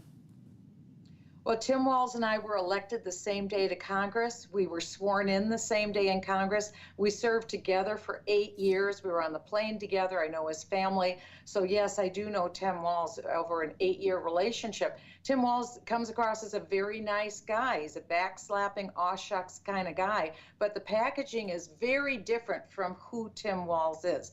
People need to know Tim Walz was a high school social studies teacher who spent well over 10 years taking over 35 trips to communist China. He partnered with communist China to bring students to communist China to advance communism and the ideology of communism to impressionable Minnesota high school youth. So he's very much in the camp of communist China. Tim Walz then later, after he left Congress, became governor of our state. That's where I really want people to know what he did as governor, because it is stunning, it is shocking. He covered up for massive fraud in Minnesota from the Muslim community, specifically the Somali community. They had fraud of well over $100 million. Nothing happened. No one went to jail. There was no accountability. During COVID, there was over $250 million in fraud, again, from the Muslim Somali community No one was held accountable. It came through the Minnesota Department of Education. It was the highest amount of fraud in the United States under COVID. Tim Walz looked the other way for the Muslim community. There's a new fraud that's happened in Minnesota under his watch, and he has done nothing on this new fraud dealing with education funds that should be going to kids for autism. Here's what he did. These are his, quote, accomplishments, Joni. I want everyone to listen carefully. Tim Walz passed the most egregious pro-abortion legislation in the United States. Abortion is... This is why he's so adamant about female reproductive rights and all this other crap that's going on. The man is radical and crazy. Legal up to a moment that a baby has died. But we worked diligently for about 40 years on pro-life legislation. He repealed every single piece of pro-life legislation, including protections for those who are born from an abortion. Under Tim Walz, 8 babies died under Tim Walz from abortion because they were born alive. They were left to die. That was his legislation, that we would now leave babies to die when they're born in abortion. On transgender, we have the most radical transgender policy under Tim Walz in Minnesota. We're a, quote, sanctuary state for transgenders. But get this, if a child says to a teacher, I think I want to be a different sex, then, and the parents disagree, in Minnesota, the state of Minnesota under Tim Walz takes away the child, removes the child from the parent's home, and then the child is chemically castrated or physically mutilated. Once the state is done with the child, then the child is returned to the parents, and the parents are left with results, and the parents have to pay for all of the procedures. Y'all hear that crazy stuff? He passed where if the baby, if they doing an abortion and the baby is still alive, they let the baby just lay there and go to the upper room. 8 babies was like eight babies that happened to.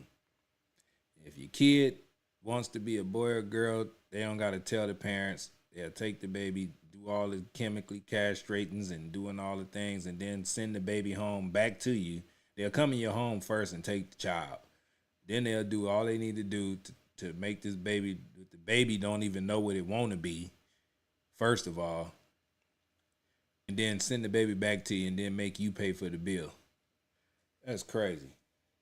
These are just a few things. He's also a big spender. He increased spending. We had a $17 billion surplus, and Tim Walz spent every bit of the $17 billion.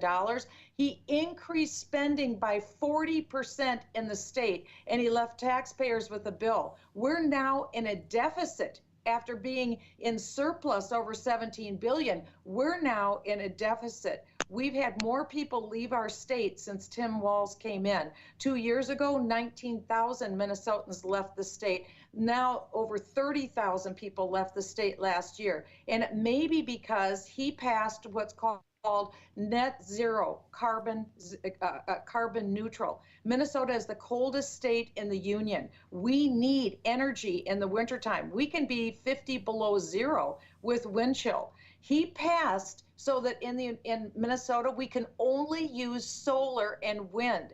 Solar is 200% more expensive than regular sources of energy. Wind is... He want these people to be cold. In the wintertime, he don't even let you use no heat. You got to use solar and wind to power your heat. And, like, that's crazy. That's communism at its best. He want to control everything you do. And this who the Democrats are praising right now. Him and Kamala with this communism, Marxist, fascists, and all this. Like, I didn't understand when Trump would say Marxists and fascists and we gonna get rid of them. Now I see.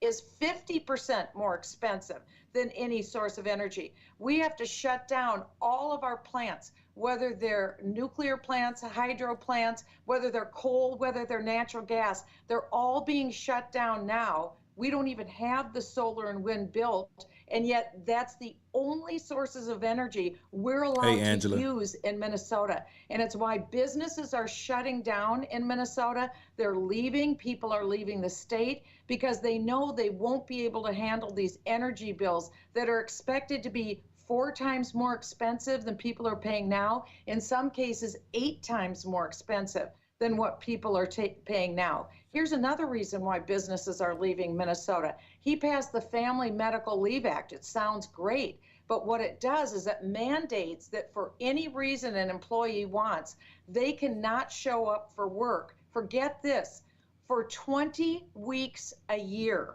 So at the employee's election, they can decide they don't want to go to work for up to 20 weeks a year. They can claim they're sick. They can claim that a family member has a problem and they have to help a family member. But the employer is stuck paying the wage for the employee. And so y'all hear that? Now, if you own a job, if you own a business in Minnesota, your employee can come for any reason, saying that they sick or anything, and the employee, they can take up to 20 weeks off, and they still can get paid. And then if the company have to replace you while you're off for the 20 weeks, they have to pay that new employee plus pay you while you're sick. I know some people say that's a good thing. If I don't own no business, I can just go and work and claim something and be off and get paid for 20 weeks. But think about the business owners. That's why they're leaving Minnesota. You know what I'm saying? That's crazy. That's crazy. You can't own the business out there. And I want to say what's up to Jace Silva. I want to say what's up to Cantone. And I said what's up to Angela. I see you guys. Adele. I see you already. Adele. Who else in here? But anyway, I'm not going to stop the video, man. This man is a crazy lunatic. So this is why businesses in Minnesota are closing up. They're leaving our Space Age said, damn, I need to get a job in Minnesota. Man, I thought the same thing, but man, just think about the business owners, man. state, because they're saying, I can't afford to pay an employee for 20 weeks and I have to hire someone else and I can't fire them. I can't hire anyone else. These are the kind of policies he's put into place, including illegal aliens now get free health care. Illegal aliens are getting driver's license. Illegal aliens are getting free college in the state of Minnesota.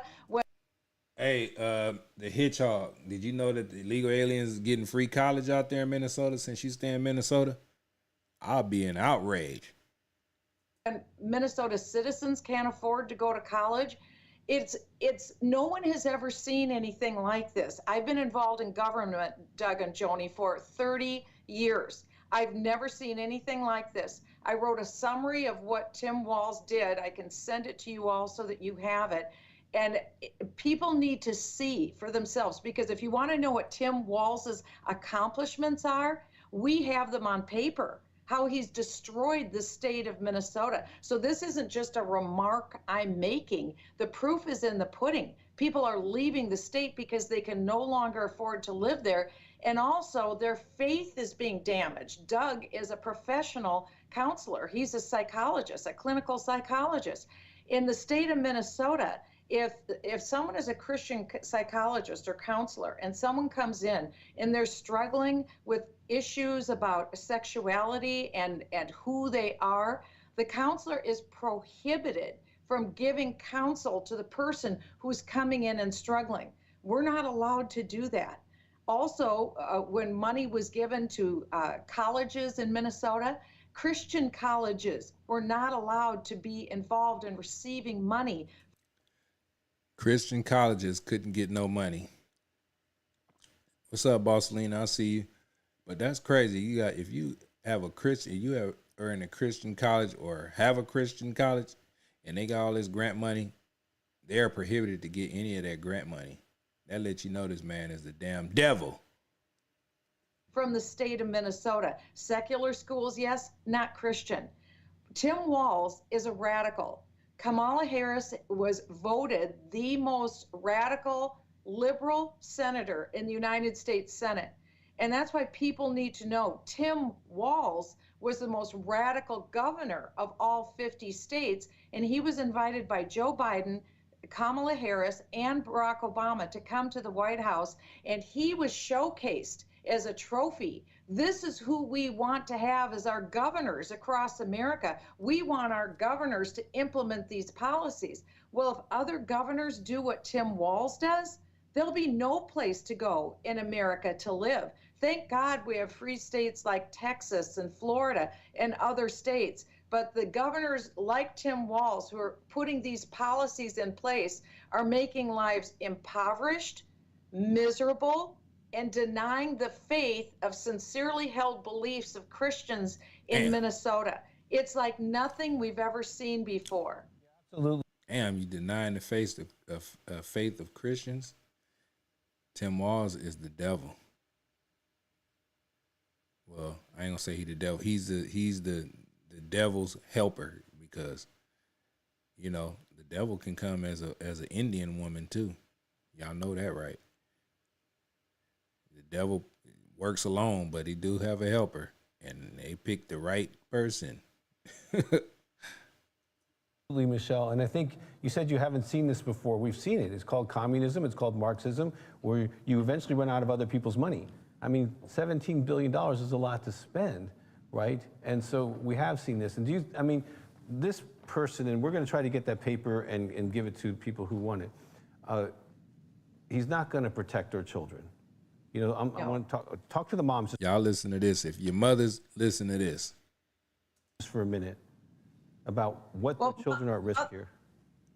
Mothers need to realize, pregnant women need to realize, Tim Walz is not for protecting the unborn child, even the born child. He repealed the law so that born children from abortion would be allowed to die, left on a table to die. The 8 babies he did that to in the state of Minnesota. Any pro-life legislation. And for women who want to understand abortion, maybe women don't understand what happens in an abortion. Women in Minnesota had protections. He took that all away. He wants women to be ignorant, and he supports the culture of death. That babies would die, but women need to understand, for their little children, when they go off to preschool, when they go to elementary school, they're going to be schooled in radical education. He passed it in Minnesota. It is hating each other's race based upon our skin color. He put that in Minnesota. It's called ethnic studies, but it's meant to teach people to hate each other based upon the color of their skin. So the school curriculum is radical that he's put in place. He's in love with communist China and principles of communism. He wants youth to be taught the principles of communism. He did it in Minnesota, and he put it permanently in our state curricula in the state. And they're also putting in place the radical sexual education so that it's really advocating children and messing up children's mind for them to think, if they're a boy, maybe I really should be a girl, or vice versa. And if a child goes forward and says, I'm confused, I think maybe I want to know more. Now when the parents say no, the parents are pushed aside. It's the school district and the state that gets to take the child and change them. This is... I'll be in jail. You ain't about to take my child nowhere. My child, I don't even know what to say. You ain't finna come in my home, and you not finna take my damn child. I know how to talk to my damn child. Who are you to come in and tell me you gonna take my baby because they said they confused about if they want to be a boy or a girl?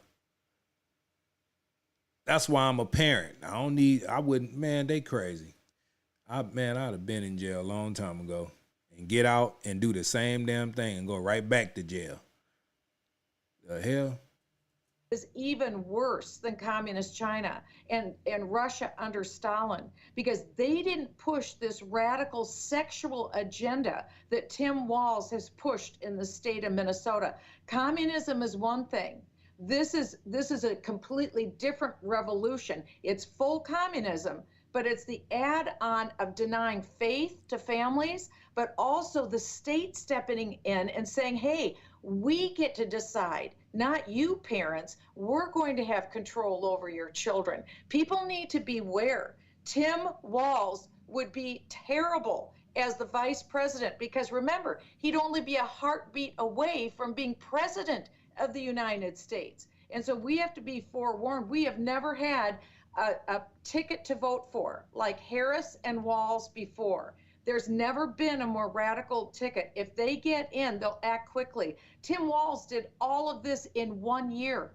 In 1 year, in 2023, he did all this, and he did so much more that I haven't had time to tell you about, but it'll be on this document. I'll make sure that you have it within 5 minutes of me ending this segment, and I'll make it available for Space Age say, how can someone have control of your children? Okay, this is what this lady's saying, Space Age. She's saying if your kid is at school, right, you drop your kid off at school.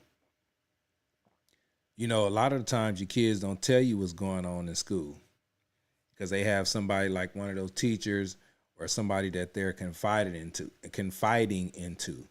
They feel your child feel like it's going to be too hard to tell you how they feel. So they go to the teacher because the teacher is open on, okay, tell me, baby, tell me how you feel. And the child will talk to that teacher. So as soon as that child say, I'm confused, I want to learn more about being a boy, but I'm a girl, it's too late then because they going to come in your home and take your child. That's why I said I will be in jail. If somebody come knock on my door talking about is such and such there, your child says he wants to be a girl, and we taking him. That's why I said I'll be dead or in jail because ain't nobody coming to take I'm about to start cussing. Ain't nobody finna come take my damn child without me doing something to that person. So that's how somebody can control your kid.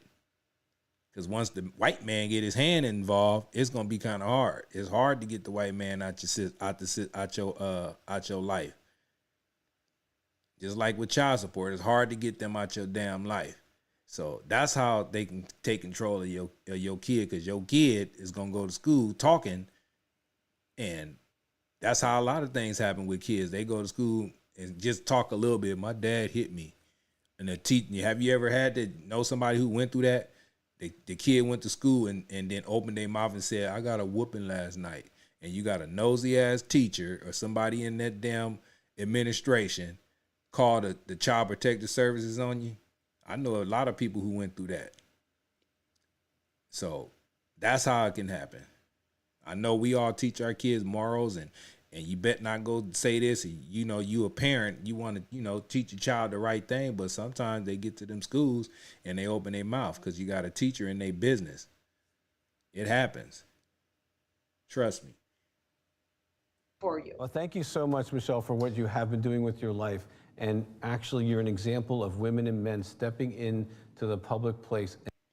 Yeah, but man, I just want y'all to see that. I was gonna pay just a little bit since we was on Tampon Tim and his communist ties and all those different things like that. So it's coming, man. If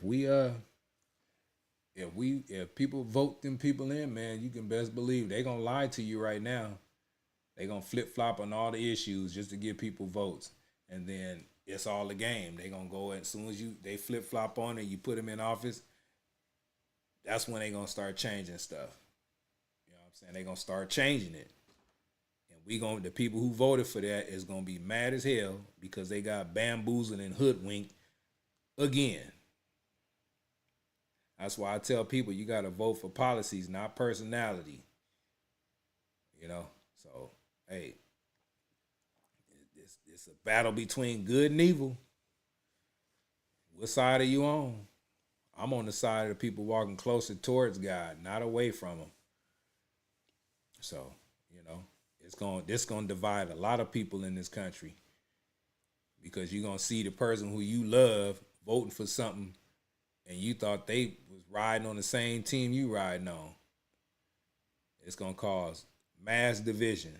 So I just recommend everybody be prepared, man, and you know, keep your head on the swivel, you know what I'm saying, and pray.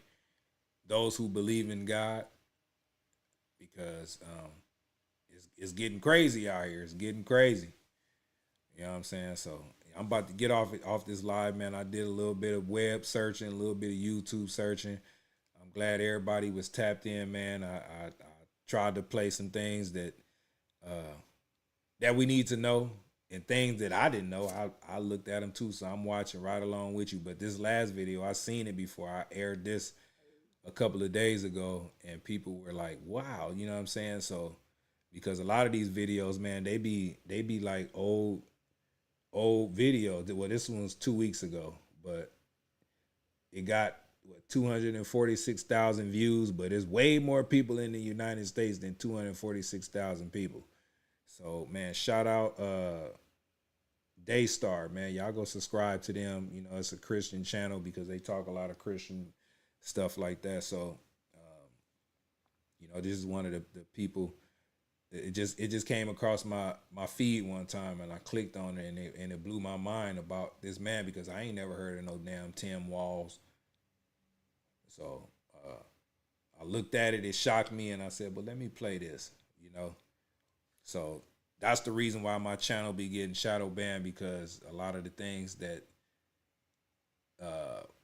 social media and things like that, they try to suppress this type of information. But if it's more people that'll put it out there, even though I didn't make the content, but I'm trying to follow YouTube guidelines while I stop and talk a little bit and things like that to add more value to the content.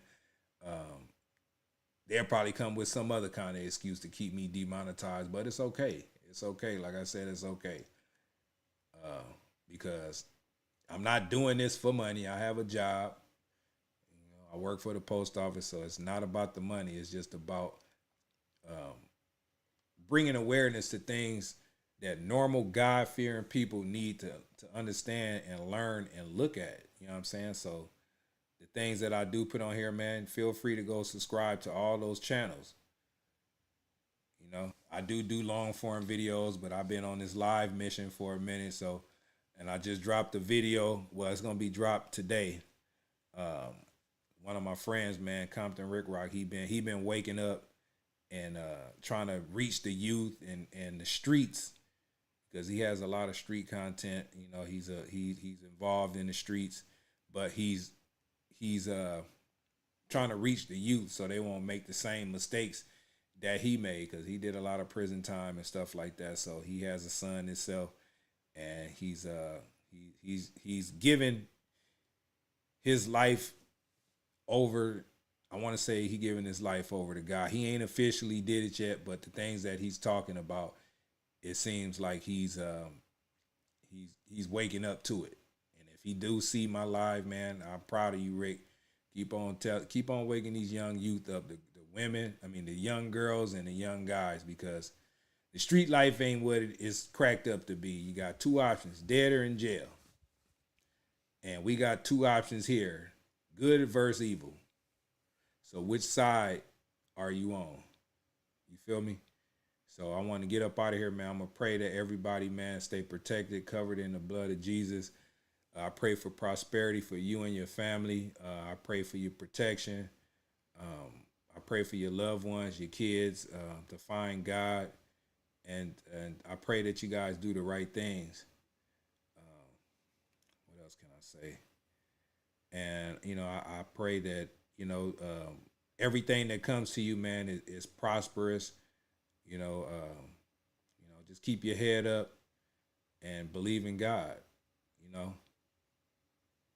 And in Jesus' name I pray, and I appreciate all you guys, man. I really do. I'm going to keep this content going as much as I can.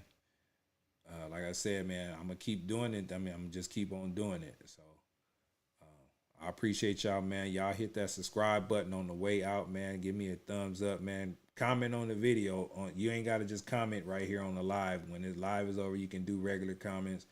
I read all the comments as much as I can. As you guys see, I do react with the with the chats that's coming in. You know, you got some people that just let the chats go up and they don't even pay attention to the people in the chats. And I hate that. I hate going on other people's lives and you be trying to say something that's important and they just look at it. Like they just look at you and just like whatever. Like, you know, and I'm not trying to be no celebrity or nothing like that on here. You know, I'm a normal God-fearing man. I'm human. I wake up, put my pants on, the same just like everybody else. I raised my kids. I got kids that I'm currently raising. I have 4 grandkids too. So this type of stuff that I put on YouTube is for them too. You know what I'm saying? Because this stuff gonna be on here forever. As long as YouTube is around, you can always search up Mr. Zac. So it used to be Papa Z Films, but I changed it. The reason why I changed it is because Papa Z, that was my former name. It still is. My friends call me that, but on social media, I wanted to change it because the reason why my name was Papa Z is because my first grandson called me Papa, and my name is Zac, so I put the Z on it. So I'm reserving that name for my grandkids, for them to call me that. So for now on, it's Mr. Zac. But yeah, man, I appreciate y'all, man. I got a long day today. I stayed up all night. And man, it was very informative. I had fun. I hope you guys have fun, and I really do appreciate y'all, man. All right, so like I always say, y'all protect yourself at all times, and y'all keep y'all head on the swivel, man. God bless you. God bless me all the time, man. And God bless America, and God bless the children of this earth, because they truly do need it. Leave the kids alone. Let the kids be kids. All right. And I'm out of here. Mr. Zac Reacts.